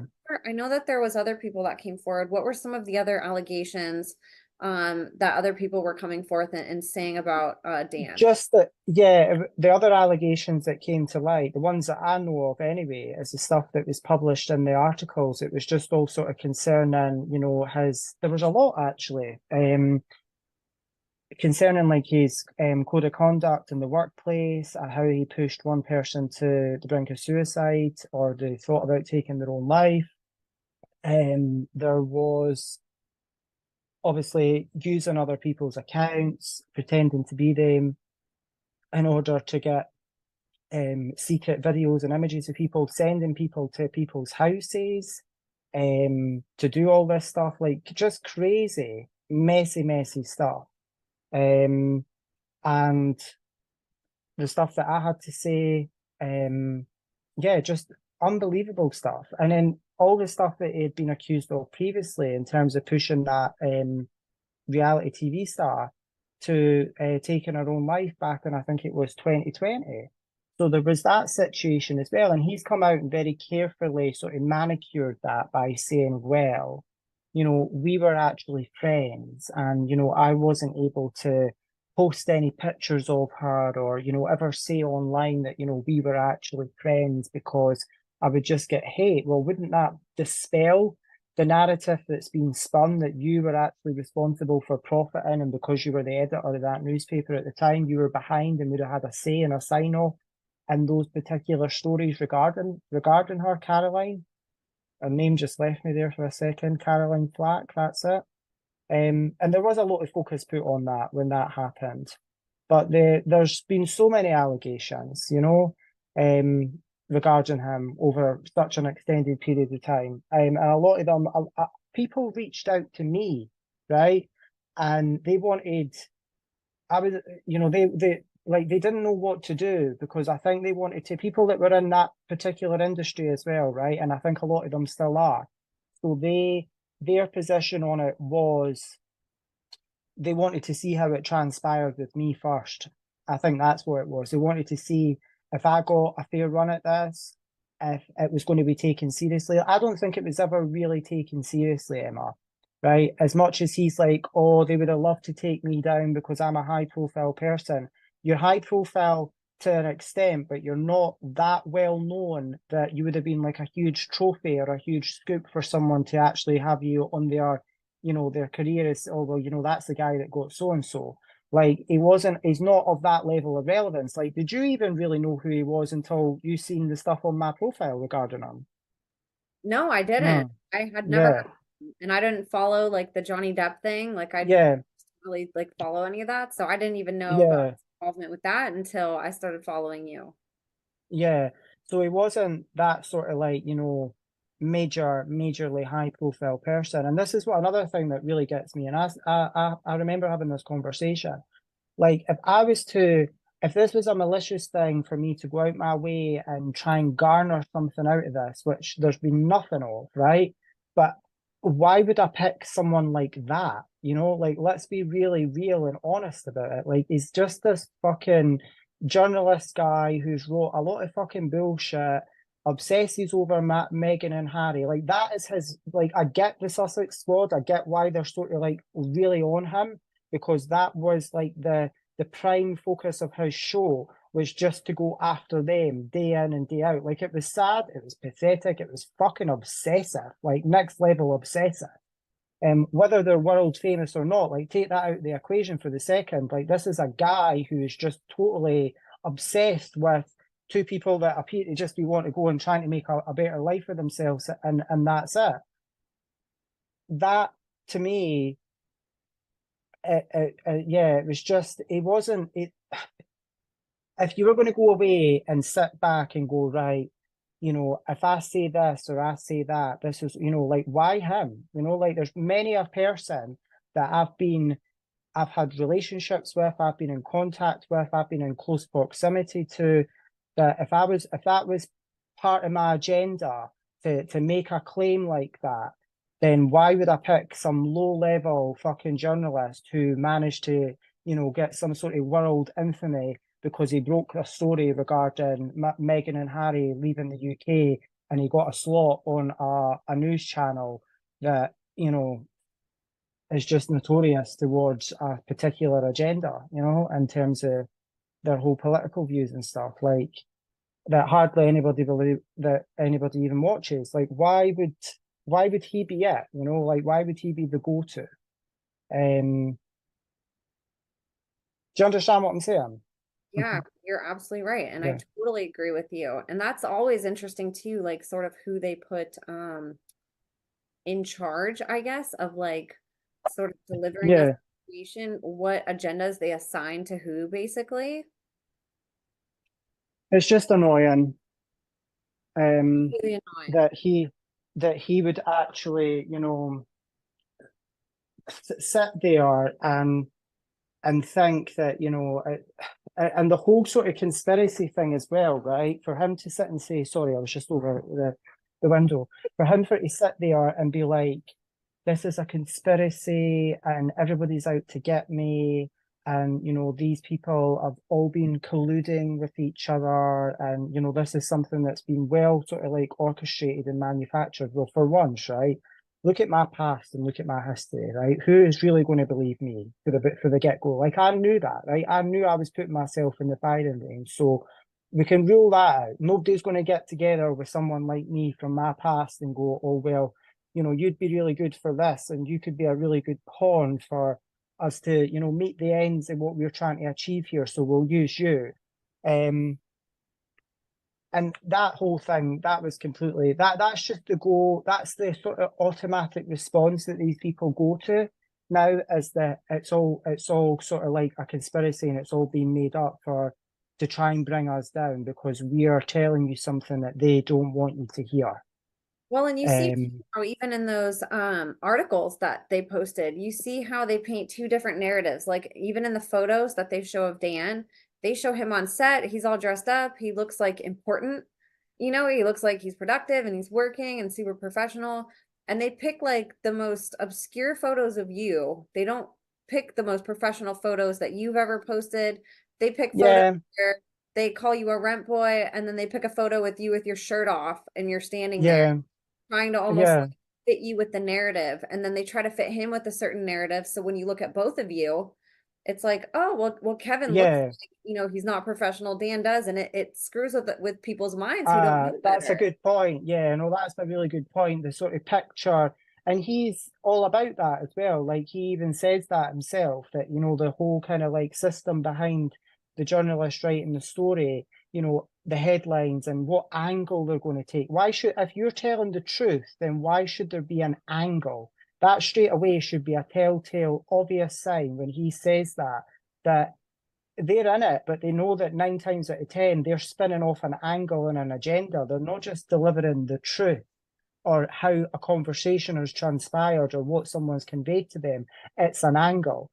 And why anyone would listen to somebody who's been in that game for 20 years, spinning off angles and agendas and misinformation and falsehoods and just total lies. Oh, well, because he's come out now and he said, we should trust and believe him. Well, what about that history and that record of all that lies and misinformation? Should that just what be forgotten about now because he's decided to hold his hands up and say, well, actually, that was just the mainstream. That's just how it was at the time. Like, it's that permission to just totally eradicate someone's bad behavior because they're now kind of subscribing to your ideology and your belief system, and they're calling out what as you've always called out, but they were the very person who you were calling out for so long. So why is it that they're so quickly and widely accepted? People are so fucking lost in this world. That's how people are able to scam so much. Like these, like they're able to just take advantage of people's total vulnerability and how lost they are in their lives, that they've, instead of looking at themselves in the mirror and admiring who they are and holding themselves up in high regard, they've got to go searching and looking for somebody online who's pretending to be a millionaire but is renting their house, is pretending to own a Lamborghini but is rented for 6 months out of the year. Like, people are so broken and so lost, and they buy into the mirage here. Like, is that even the word? Like, they buy into the total, I don't know. I just see through it. I see through the total bullshit, and I just wonder why people, will trust him and believe him because he appears to have a nice life on social media. I was able to do that for so many years. Like, so many people are able to appear a certain way. They're able to give an image that everything's good and well and happy, and they're doing really well, and they're, so much here is just fucking, it's not what it appears to be. 100%. Yes. And even how you were talking about how they twisted the words and say that he is or that he's saying essentially that they're false allegations. Like, that's really easy to do when there isn't proof of an allegation that has been investigated, to twist words Mm-hmm. around too, and then to push these certain words out. So then people just write it off and they're like, oh, well, that means that there's nothing to look into. So I'm not going to look into it.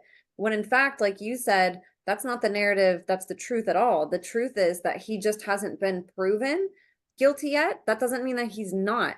That doesn't discredit Now, and all the others who here, have here's a forward. here's a point. Sorry for interrupting. If they were, this is where it's just constant politics through and through. If they were reporting on somebody who, this is a right thing, right?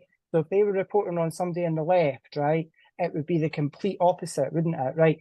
Here's an example for you, right? Now, my personal belief is I tend to believe that a lot of the people that were maybe on that client list, that Jeffrey Epstein's client list, were probably, if no involved, they were guilty through knowledge and association and not willing to, which we see across the board. Like, those girls, they did not matter. We weren't involved, our hands are clean, but we fucking definitely never said anything. So they're guilty in that sense, right? But the point I'm making is that the right want the client list because they have presumed everybody on that list to be guilty before there's been any court or verdict. Yet when it becomes someone on the right, whether it's him or any of the other well-known people that we spoke about earlier, It's we need to go through the process. We need for them to be, exonerated. They're entitled to a fair trial. Yet they want that list to accuse everybody on that list. And most of the people on that list probably are guilty. But I'm just using that as an example. Do you see what I mean? Like that's the compartmentalization of how they're able to think and function. That it's they would if he was on the left and they would be out supporting me because a lot of them are in that sort of save the children movement, and they're in a lot of them are tied up in the stuff that not necessarily you directly, but in that movement. So they would jump at it because it's a goal for them to score because it's somebody that's in the left, and that's all it comes down to, and that's how all of this gets lost, and that's how these people get away with it because it becomes a game. It literally becomes a game. And whether he was trending on social media or not, because of the previous allegations that came out against that Hugh Edwards and Philip Schofield, whether that was the reason or not, whether people were, behind the scenes getting together and like, right, we need to get somebody on the right, and Dan Wooten is. I came into it authentically. I came into it with, no agenda that was at play. But I know for a fact that a lot of the people who pushed that out there and made sure that it got the attention that it did, they absolutely had an agenda. And I was not a part of that agenda at all whatsoever. Their agenda was just to, destroy him at all costs. And that was it. They weren't interested in the person who'd been hurt getting justice or how they would feel that their business was plastered over the internet forever. Let's be honest about it, forever. Like, this is not something I can shrug off and just completely move on from. This is something that I'll have to explain and go over. Like, where's the good in that? People will avoid me because of it. I'll be ignored. I'll be shunned. I'll be outcast. Like, none of that shit I really care about. Like, none of it matters. Like, I'm at peace with that. Radical acceptance is a good place to be. I'd recommend it. Just accept things for what they are. You will fucking find peace in that. But to think that this was, the scammer, the blackmailer, the person who's been to prison, what money did that make? I seen how viral that went, right? Where was my GoFundMe? Where was I at any point saying, donate to Kevin and give Kevin for many people suggested it and offered it to me. Many people said to me, start your GoFundMe or start this, we'll give money to you. At what point did you see me cash in or turn this, to monetize any of that? None of that happened, but he certainly did. Not just once, not just but 3 times he profited from that situation. That's a fact that shouldn't be ignored because money is the root of all evil. It's what motivates the majority of people out there. And that just gets completely glossed over as if like, well, who cares, whatever. Like, he made a lot of money out of that. 100%. And that's another thing people don't ask questions about. They're not thinking on that level of like what are all the ways that somebody could benefit from lying about this? And financial gain is a huge reason why somebody would push something forward. And think about if your narrative went forward and became mainstream, what that would do to his financial situation if this was found out by everybody. Like, he wouldn't have a Yeah. financial situation anymore, right? So there is more to gain than just his reputation in this. And I'm sure that there's a lot to gain from a lot of the people also around him, that are doing their best to protect him by continuing to elevate this story. Even, a year later, it almost is. They're still bringing him on and trying to essentially, the way that I see it, Rehabilitate his image. yes. The way that I see it is it's like they're trying to get people to empathize with him by bringing him on these podcasts and by creating these long form conversations with him where they talk about his life, they get him to express things that are emotional, they share his story. And so then people they empathize with him and they say, "Oh, well he's just, this really nice person who's really misunderstood and he had some people that were really jealous and, malicious come after him." And so they empathize with him, feel an emotional connection, and that's as far as they go, right? And it's really unfair Yeah. because if they're going to do that with him, then they should be giving you and the others an equal opportunity to come up and share your side of the story. These stories are way more emotional than, anything that I've seen come out from him.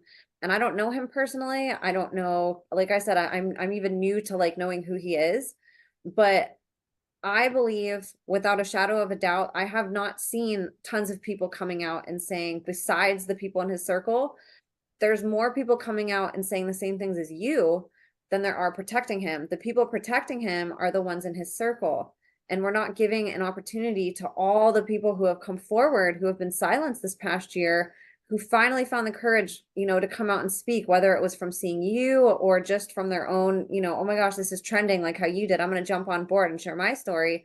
Like, we're not giving that equal opportunity to the victims and survivors. We're just listening to one story, and it does such a disservice to this because he's using terminology that he shouldn't, saying that he's falsely accused. That's wrong.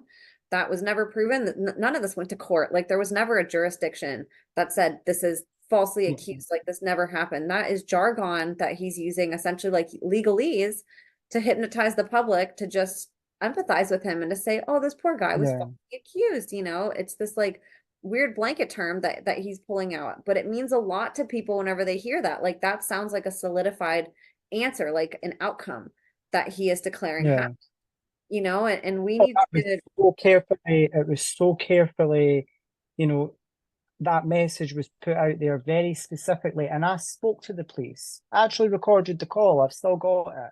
And they specifically said to me, this is not because we don't believe you. This is, we've not got enough to go forward with this. So, if there's a hidden message in that, if there's some sort of but that's what was said to me, and that's quite common. But the fact that, and they tried to get in touch with me for a while, and I seen the calls coming through, and I was just so broken in my bed, like just, the way I've been living recently, it's very unhealthy. Like, I'm not myself. I haven't been who I am for a long, long time. Like, people might be able to see it on camera. Like, I'm just not the same person that I used to be. A lot of this has changed me, maybe by coming out as well, but it also needs to be known. So even with me coming out with all the damage that it's done to me, it still needs to be known.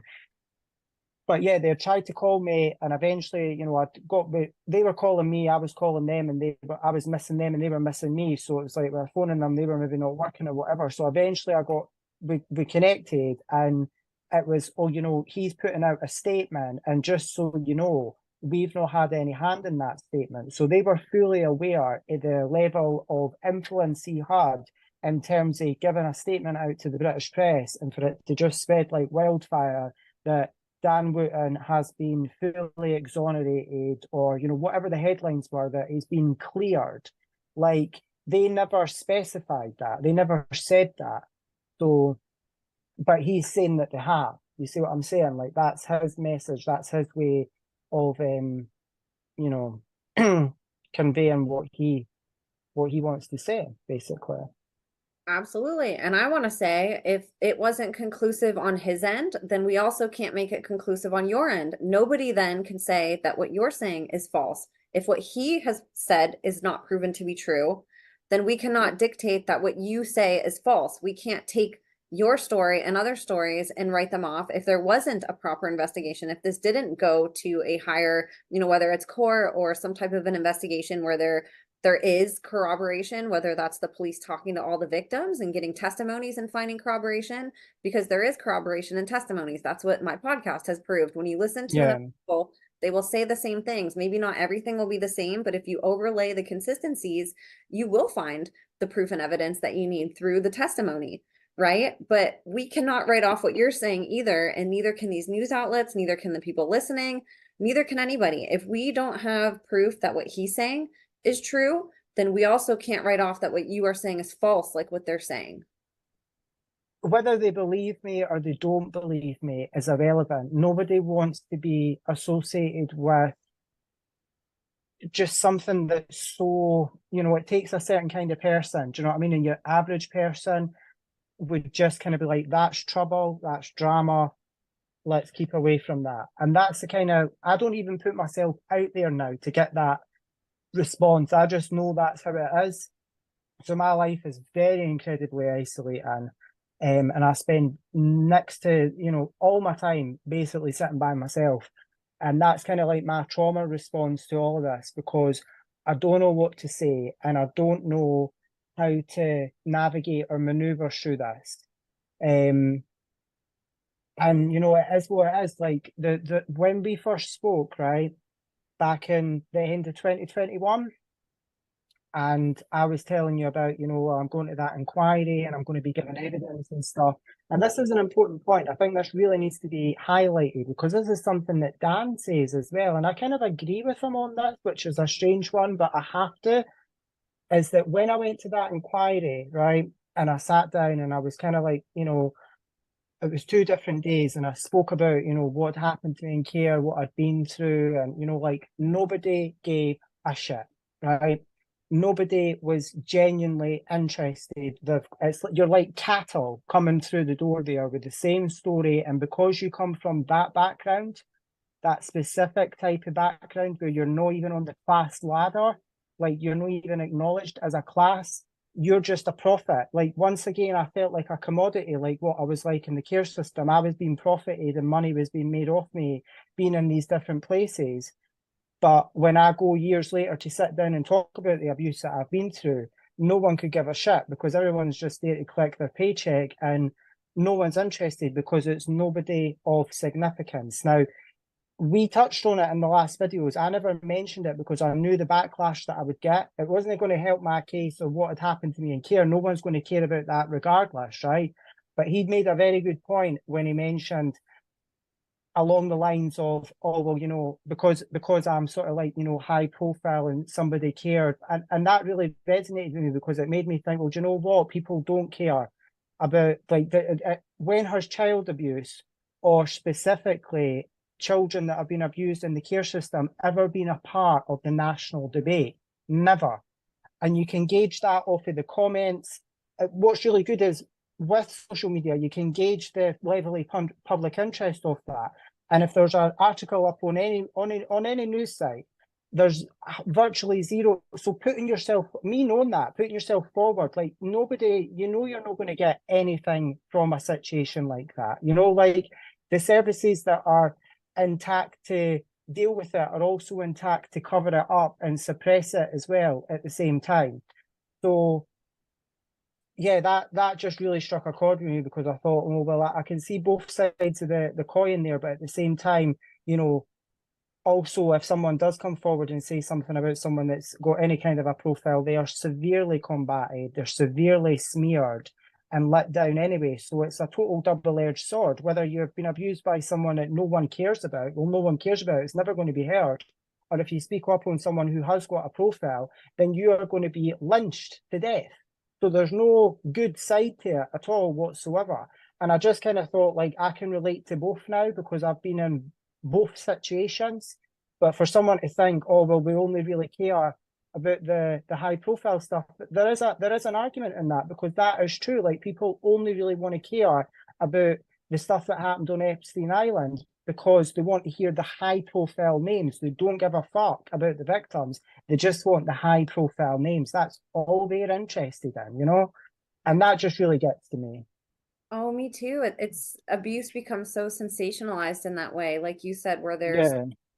almost like a personal agenda, why somebody wants to learn the information. And one of the things that I've been noticing online, for example, I had a guest that I just featured on my show who actually was an Epstein Island survivor. She whistle blew a blackmail situation involving a US Senator named Bernie Sanders, who a lot of people listening have heard that name. And it Mm-hmm. went viral online and it started being reposted. The information started being reposted by other accounts. And instead of saying the girl's name, who was Jennifer Guskin, who was the whistleblower, they would say a victim came forth and whistle blew blackmail involving Bernie Sanders. And so they make it about who they talk about and they Yeah. don't give credit and drive people to go protect the victim that just came forward, right? Which in her case, she's actually a survivor. She's not a victim. She's coming forth as a survivor. So they victimize you guys. They make you guys look Yeah. like you're either crazy or that you don't exist. You don't have a name, right? They just call you like a victim. They make you a John Doe or a Jane Doe. Yeah. They John, focus yeah. the information on the, like you said, on the big names that people say. That way people can, it's almost like getting this, I guess, like Hollywood fix sort of, where people are just like, oh, who's like, Yeah. it's the reality TV show that's going to be in the news today, which Yeah. celebrity is going to be the one that's caught up. It's like we're so obsessed with celebrity drama and reality TV type stuff, that we don't think about the people that are coming forward whistleblowing and what they're risking, what you risk coming forward and sharing, what Jennifer risked coming out and speaking about a literal US senator that she saw being blackmailed. You know what I mean? And she's Yeah. risking her life and nobody's protecting her. There's not, tons, there's not millions of people following her. They're following the posts of the person that posted it that has 1 million Yeah. followers. Didn't mention her name, right? And so there's like I always say, like, survivors have an army against them and not an army behind them. And it's really sad. 100%. Oh my God. Yeah, 100%. An army against them. 100%. And they trade in the fact that they know that the army who would be with them, a lot of us are just so broken and worn down that we can't fight every single battle, and get up and put ourselves forward for every single case and situation. And we've got to kind of reserve our energy just to get through the fucking day most of the time. That's what they trade in knowing that. So when people come forward, it's make an example of them. And it's, what's it? Molly said it best, actually. It was like is it Darbo or something? What's it called again?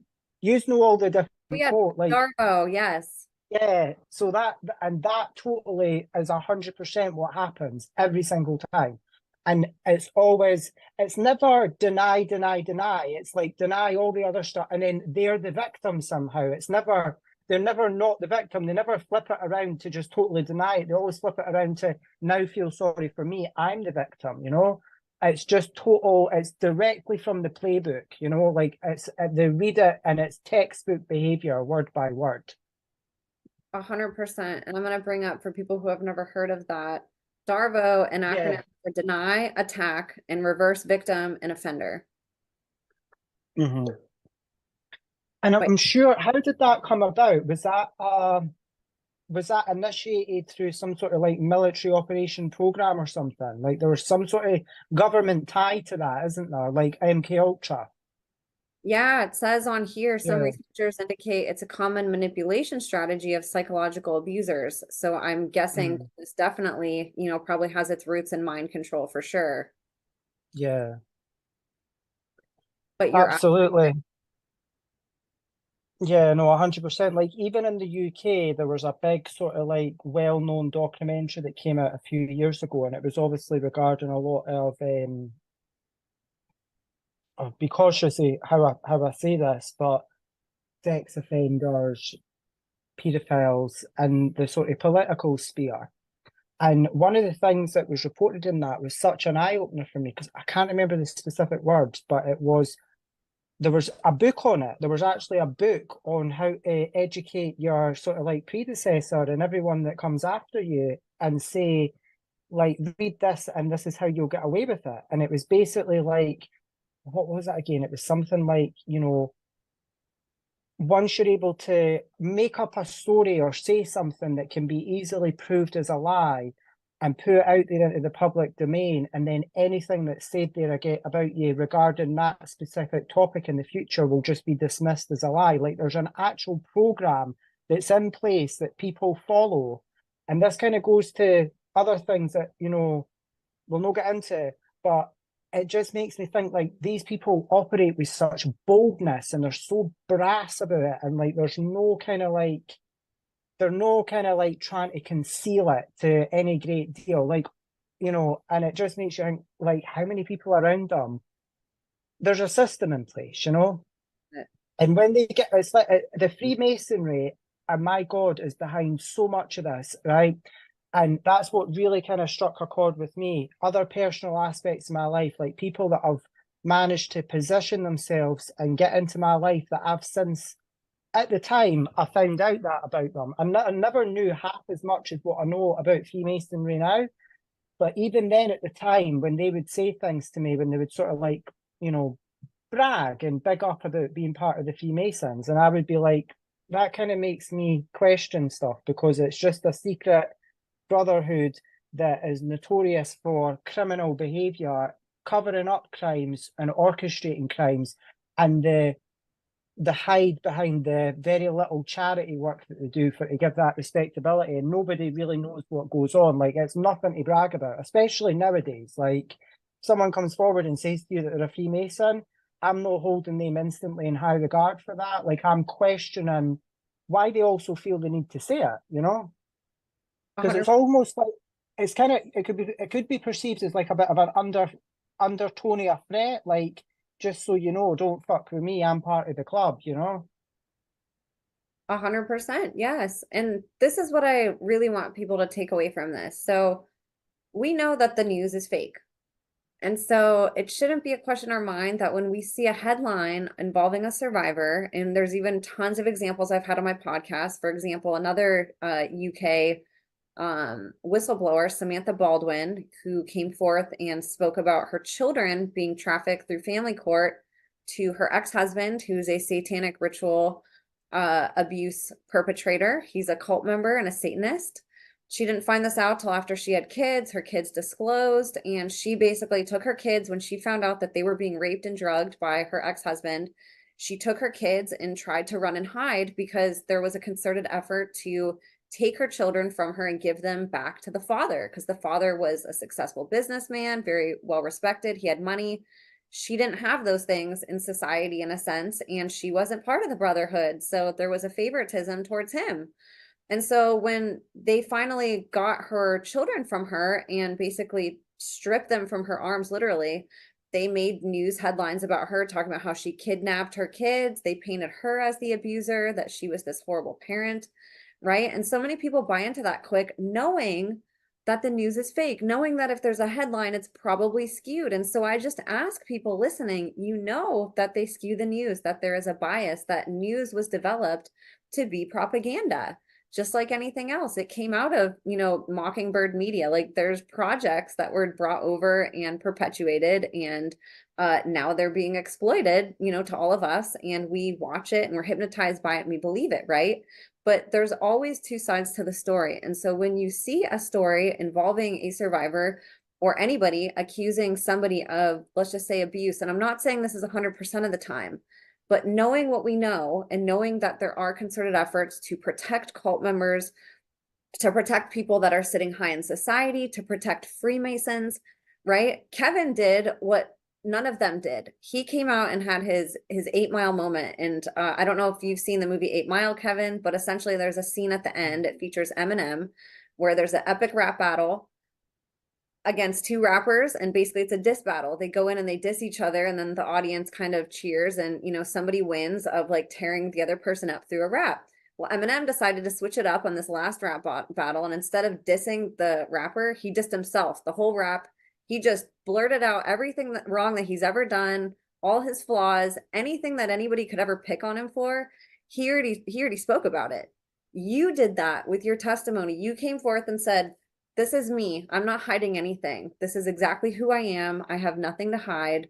I'm going to share why I did the things that I did. I'm going to share about these very vulnerable, painful things in my life, right? Did Dan Wooten do that?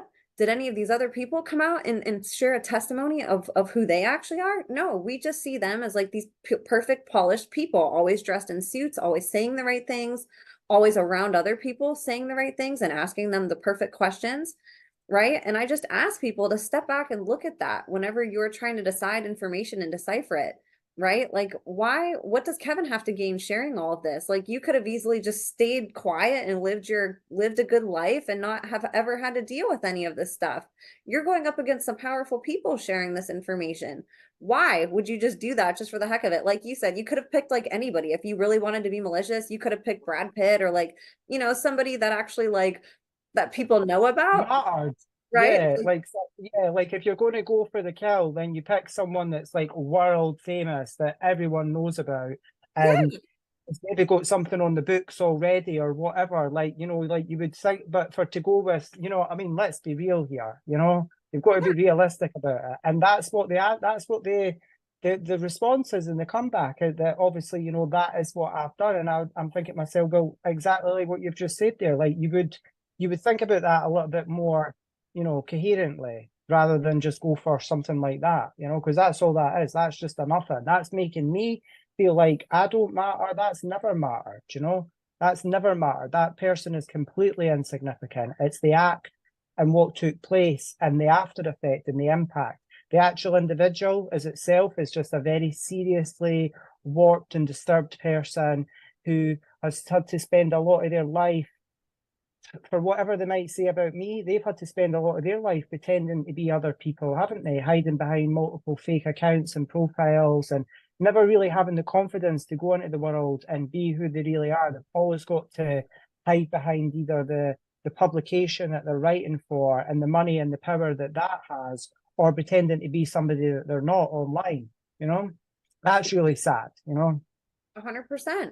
And I guarantee if I were to ask Dan to come on and do a podcast with you, he would decline in a heartbeat and he'd have an excuse for it, but it would be because he's not doing the same thing as you. He can't share everything, because if he shared everything, then he would be sharing the information that you are sharing with us. Like, you're giving us insight into who this person really is. All these other victims that have come forth have given us pieces of the puzzle as to who he is. They're sharing, you all are sharing his 8 Mile. You guys are all giving the information that he's not, right?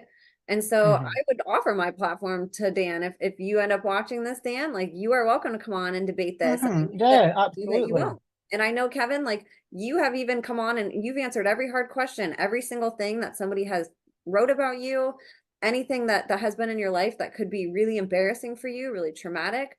You have come forth and shared about it and explained. Has Dan come and answered questions about you specifically? No, he just gaslights you. He just says that they're false allegations. He doesn't talk about it. He doesn't answer questions. He talks about the things that are very comfortable for him to talk about to maintain a perception, right? And He so, hides behind what he does, Emma, is he hides behind the what he's done, and I'm sure you've seen this with regards to his response to the smear campaign, as he hides behind previous convictions that people have had. Like, that somehow sets the record for the rest of their life going forward, that, oh, well, because they've got a conviction and he's a criminal and he's got no convictions, it doesn't make any difference, right? But because these people have convictions, they are not to be believed. So somehow that takes them out of the life, basically. Like, just do not take them seriously at all. Like, you know what I'm saying? Like, everything that he said, it's that's it. It's hiding behind the outcome of a trial. Well, not even a trial. I pleaded guilty. So that's also another important thing to mention, isn't it? Because I never took it to a trial and tried to get away with something. Like, I pleaded guilty. Maybe looking back on it, like, you know, there was a lot of, we discussed that, and I encourage people to go back and look at the other interviews about the other forces that were, you know, the other things that were going on in terms of, like, the lawyers and, you know, the other people that were coming up and being sort of like sentenced by that judge after me. There was a massive conflict of interest in that case, and, you know, obviously I'll not get into it now, but, you know, I was obviously very young. I was 19 at the time. And it was just very questionable, the forces that were played. The fact that the chatline company, All Points North, Terry George, the guy who runs it, is quite a big, well-known guy. He's got his profile online. He's attending the Oscars and the Grammys, but he's one of these sad fucks that pays for a ticket because he's got the money for it. He's not being invited there as, like, you know, a guest or anything. But yeah, Terry George, he's somebody who owns those chat lines, the very companies that are still in existence today. Because I, you know, pleaded guilty to that. And what I mean by that is I stupidly pleaded guilty, because what that allowed to happen is the suppression of a lot of information that would have come out if it had gone to trial. So I allowed them to further control the narrative and cover up exactly what that chatline company was and what it was all about, and the fact that it was a paedophile playground. And I was trying to expose that. That was something that should have came out. That's something that should have been acknowledged for that. But it was, he set up his own company and went away and went to the efforts of advertising it in newspapers and magazines, which just never happened. So none of it, this is what really annoys me. Nobody has ever really done a deep dive into my previous case, because the way they look at it, when they look at the indictment, there's no a high profile name on it enough for them to be interested in it. That's the problem. That's the issue right there. That is the root of the problem. Like, because there's no one of significance on it. There's no Lord, there's no Sir, there's no one that's got a title. Fuck it, let's just look past that. No one has done a deep dive into that case yet. We're all to read the news articles and take every single word of it at face value. And this is coming from the very people that question everything that the mainstream media put out, and the courts and the police. But we've to believe everything that's ever been said outright about me. Sorry, went off on a tangent again. Do apologise. That was perfect. These It are needs to really be important. said. It needs to be said. All of this stuff needs to be said. We need to, I've had to battle that and sort of reverse engineer my own thinking whenever I look at stuff. But when you really just look at stuff without emotions and just take what we know that the news lies. We know that there's circles of people that have, behind the scenes secret handshakes and, oaths Mm-hmm. and allegiances to each other for one reason or another. We know that they want this information protected, and we know that they'll stop at nothing to, destroy anybody and anything that tries to expose them. So in knowing that, then we can look at everything with with more precision instead of letting our emotions bias us to something. We're saying, well, I don't like Kevin, so I'm going to side with Dan or whatever it is. We make decisions with our emotions instead of looking at things logically. And I think if we all just stood back and like looked at stuff, it would make so much sense of why we need to consider, highly consider what you and others have come forth saying, even more so than what somebody like Dan is saying. There's one of him that's denying it. There's tons of you coming forth, and he's outnumbered so much, but yet the public just wants to focus on him. And can I just quickly say, sorry for cutting in again, But like as much as you were saying to me earlier about, oh, well, what's all the other allegations against him? Off the back of my like top of my head right now, I don't remember, but there was a lot that came out, and I encourage people to go and read those articles, that stuff that did come out with Byline Times. You can maybe even, include maybe a couple of links or whatever. But I had people reach out to me on social media as well, who had their own experiences with him, which I won't necessarily go into because they don't want to be identified, and I respect that. There is that code there. Like if they don't want to come forward, I fucking get it, because what happened to me and what is happening to me, why would anyone want to put themselves through this if they've maybe, found a bit of stability in their life, or they're in a relationship, or whatever the reason is, for them wanting to put themselves out there. But other people have contacted me and have told me some horrendous things that he's done to them. And this was instantly, this was even before the drop by Byline Times. This was me putting my testimony out there right after there was the sort of previous stuff that was, trending, and that was already kind of, got it on trending online.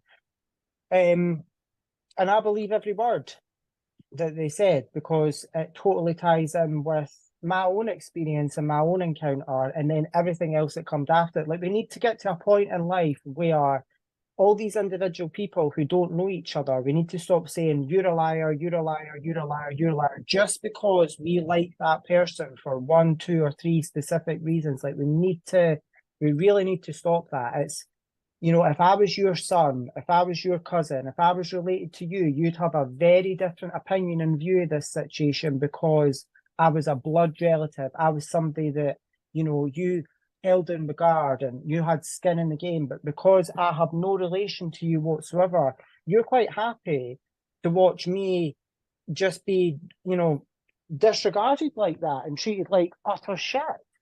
Like, it's just shocking.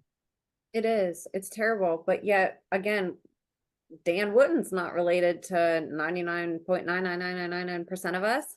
Yet people will listen to him, like you said, because he has a specific lifestyle they promote, because he looks a certain way, he says all the right things, and he has these people that, protect him. So Mm-hmm. it's right. Like, we have been conditioned to look at things from such a backwards angle and to focus on like almost material things, followers, popularity, and not look for truth. We're so driven Mm-hmm. by these specific markers that they want us to focus on, and I think these conversations, when people actually sit down and listen to somebody like you, it only takes 5 seconds of hearing you talk to know that you're not crazy, you're not some drug addict, you're not some loser that's just sitting there, you're not just some rent boy. Like, you are an intelligent, handsome, just so kind, big-hearted, amazing human with the biggest heart. You're so smart. You eloquently put together your thoughts.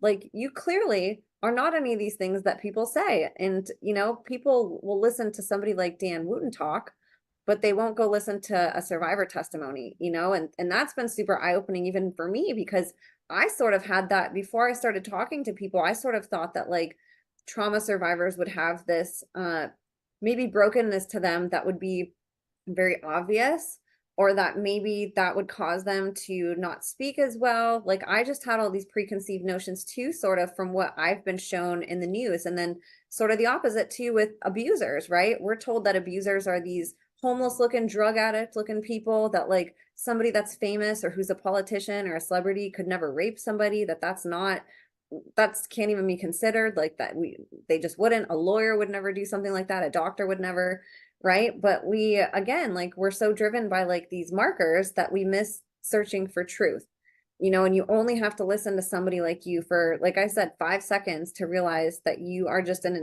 you're a bright light, Kevin. You're courageous, you're brave, you want to do what's right. You've always wanted to do what's right, even if it led you to directions and things that you can look back and say, gosh, I wish I wouldn't have done that.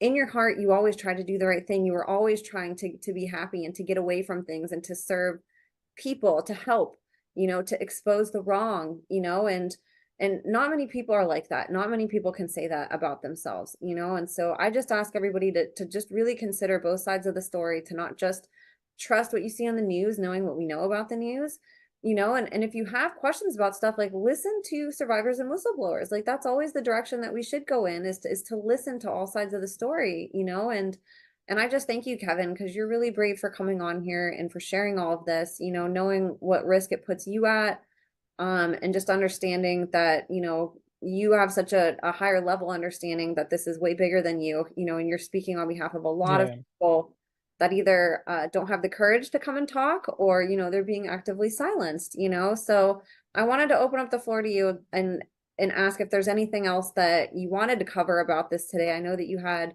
some bullet points. I'll just double check the bullet points, but no, Yeah. I think we've covered most of it. And yeah, you're right. This is much bigger than me. The specifications in terms of who I am, where I came from, what actually happened to me, I know we're never going to be able to change the societal view of how people perceive that, and how people will always just disregard, because people are fighting to survive out there. Let's be honest, most people are drowning in just trying to get through the day. That hearing the testimony or what one person's like, it's just, it doesn't fit into where their life is. So I get it, but I think it's important to acknowledge that this will follow him around, and he'll never be able to totally 100% eradicate and escape this. And I think as well, and this is coming from the conspiracy club, right? So this is his group, his particular niche that he's tapped into now, is that, don't trust, a lot of what we believe as well. So it's not like we're that far apart, like how can I be the opposition here? Do you know what I mean? This is what's so crazy. But why should, like, I know that he is hell bent on trying to bury this, trying to bury me effectively in a lot of ways, to just get this situation completely dissolved and disintegrated so that it's not taken to any sort of higher level of public awareness. And I just think it is important to mention that, if anything ever did happen to me, or if anything, if any sort of manufactured information comes out there, or if someone, comes forward with him to, like whatever his little game is, because remember what I said to you before, that deliberate attempt and maneuver that was made with the previous person that he was speaking, that was to send a message to me. And that's not just me being paranoid. I've also heard from someone else that reached out to me that said to me in complete confidence that 100% is going on, that he is trying to know through him. He's very clever about it. He never, this isn't, it could be him playing personas and using his alternative identities that we know all about, but reaching out to other people in my life previously, in my history, in my past. This is what they do, isn't it? They team up with other people that have hurt and abused you so that they can all come together and come forward as these sort of so-called injured parties. And because they think that they come forward, they collect together as a group, that they'll be taken more seriously. It's just, the whole thing is just so just vile. It really is. It's vile, and it'll never change. And as much as I feel like putting my testimony out there, being vulnerable, letting people know the nitty-gritty details, saying a lot that just none of it makes me, people walk away with it. You understand what I'm saying? Like, it doesn't help me in terms of like a public profile or how people perceive me. But it just really hurts, Emma. It really fucking hurts, because I sit and think to myself, like, what have I really, really done to deserve all this? Like, and a lot of people said to me, and I don't know whether this was true, but could he be connected or associated with your previous case? Would that have been one of his driving forces in terms of being so determined to do not only what he did to you, but try and silence you with that? And because he beelined for you, he never went for someone else. We've not seen a whole catalyst of people that have come forward and said, this is what's happened. I'm sure they exist. I'm sure there's people in the background, as I said, people that have reached out to me that have not actually come forward and put their testimony out there. But like, could he be associated with that case? Like, could he know somebody that, like, just the bubble that they operate in, like how they're all sort of, like you said, the secret handshakes, covering up for each other, and going above and beyond. And the people do unusual things that are totally out of character because it serves a purpose and it's given a favour to someone else that they're due them later in life, whenever they reach a point where everything else is burned and they've got no one else to go to. This stuff goes on constantly. And that's not being a conspiracy. Like, that's just how it is. That's human nature. So that has, a lot of people said that to me. They were like, how do you know that Dan doesn't have some sort of affiliation to your previous case? Go through and look through the previous. I'm sure he's done that. I'm sure he's speaking to the people. Like, I'm sure he previously has. Like, yeah, it does make you question a lot. Anyway, like what you said, what do I leave it on? I just want people to be mindful of everything that I've said. Put yourself in my position. What have I got to gain? Right? Even doing this interview, this conversation with Emma, like, it is important that this information is known, but even at that, what have I genuinely got to gain? Because as much as this is important and it's been really good to speak to you and it is cathartic in that way, it's like, does it change anything? Like, am I going into this thinking that tomorrow this is going to completely reset the game? Like, everything's going to be different? Of course it's not. I think it's just important that people know my take on things, my position, what's happened to me and what I've been through, and they can choose to believe what they want at the end of it. Yeah, I've made a lot of mistakes in my life, but I've held my hands up to them. You've got people out there who are literally lying through their teeth and lying to you on camera, and they just get away with it because that's the best that they have to offer, and that's the best that you're willing to accept. So that problem really sits with the viewer as well. The fact that they've got such low self-esteem that they're willing to sit and listen to all this absolute garbage from somebody who will say anything. They'll contradict and conflate two things just so that it fits with their base. So nothing that they're saying is really from the heart or from the soul. None of it's genuine. They're just saying it to you because that's ultimately what we want to hear. So it's so superficial. None of it's real. But yeah, that's How what can I have to people say. support you? Well, I'm certainly not on here asking for money. And I could be. That's the thing, Emma. I could be like, here's my GoFundMe, and this is my link to send me, and here's my pay. Like, I know, honestly, can I just say, right?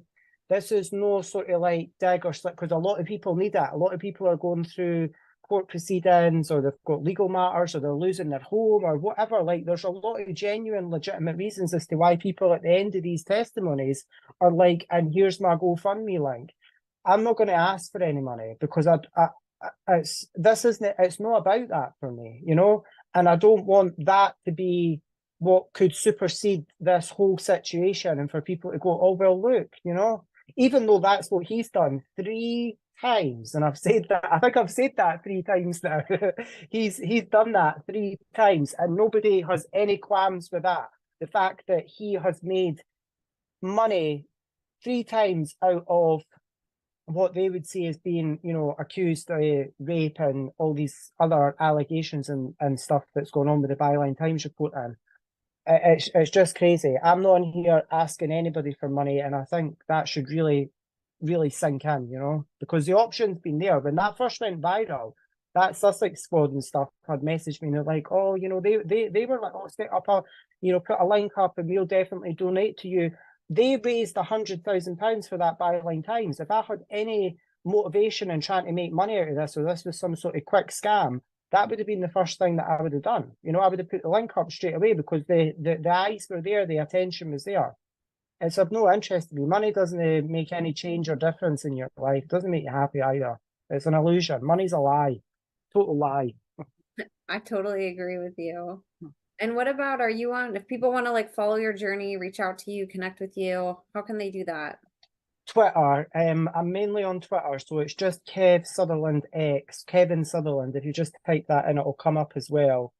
I kind of came off of like TikTok and all my other social media now. I might reactivate and put it back up, but I wanted a break from it. I even deactivated that for a while, but you can only keep it deactivated for 30 days before you lose it. So it's kind of kept me on X, that it's known now, X. I know I still struggle to call it X, but I'm really happy that Yeah. you've been active on here. And so I would encourage people to go follow. He's, you know, he posts his thoughts on here, interviews. You guys can sort of just go down his profile and you'll be able to see the um sort of the start of this past year. If you guys scroll down far enough, I'll have his Twitter on so you guys can follow. I also did a Substack article almost a year ago that I'll link to you that sort of covers an overview of what happened a year ago and has a bunch of Kevin's tweets and has some links for you guys. Kevin also mentioned some interviews, so I will link those too. That way you guys can go check those out to see what we were talking about today.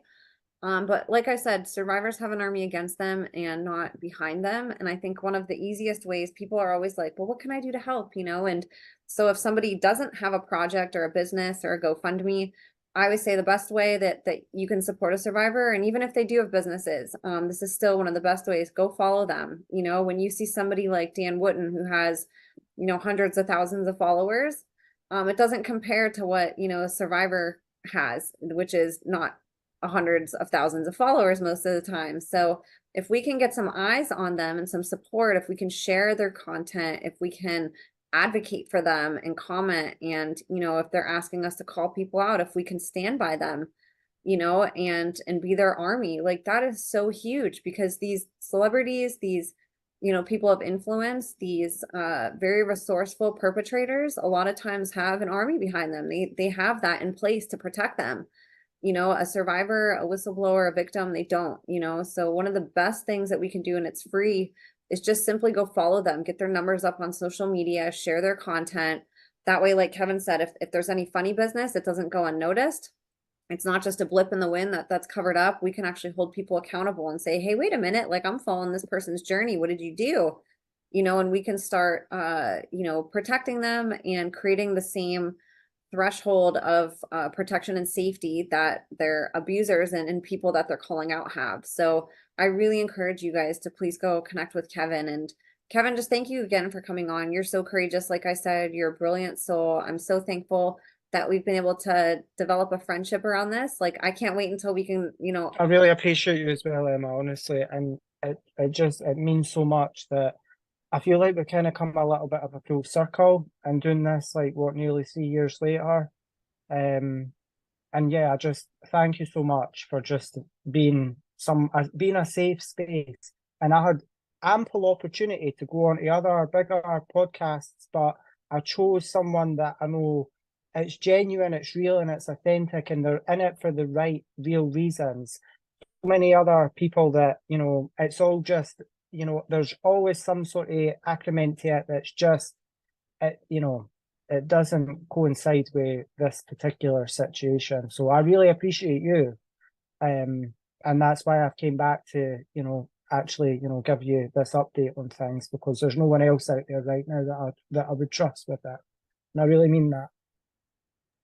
It's an honor to have you on, Kevin. Everything that you say is so important. You are important. You, like I said, you're a bright light, and anybody that talks to you, anybody that listens to you knows that, and these stories are so important. There's nothing more important than listening to what somebody like you has to offer and say. You are a source of information. You were there in a moment, that gives a testimony and that gives validation to other people, and that can corroborate other people's stories that are going through really hard things with, the same people, perpetrators, care systems, schools that, and these high profile people that you're talking about. So thank you for being a voice for so many people. You're so brave, and I ask everybody to say prayers of protection for Kevin as he continues. It's never easy going public with this information, and how he was mentioning targeted individuals. That's what survivors become when they speak out, So again, we have to go be their army. So you guys, please share this wherever you can. Go advocate for Kevin. We need more people on the battlefield standing by these brave souls. I'll have all my links in the show notes too. Reach out to Kevin, you guys. He's accessible via DMs if you guys want to DM him on Twitter. And go support him, follow along in his journey. And just thank you guys so much for being advocates for all these amazing warriors that we have on the show. So, you guys, thank you so much for tuning in. God bless you, and we'll see you next time.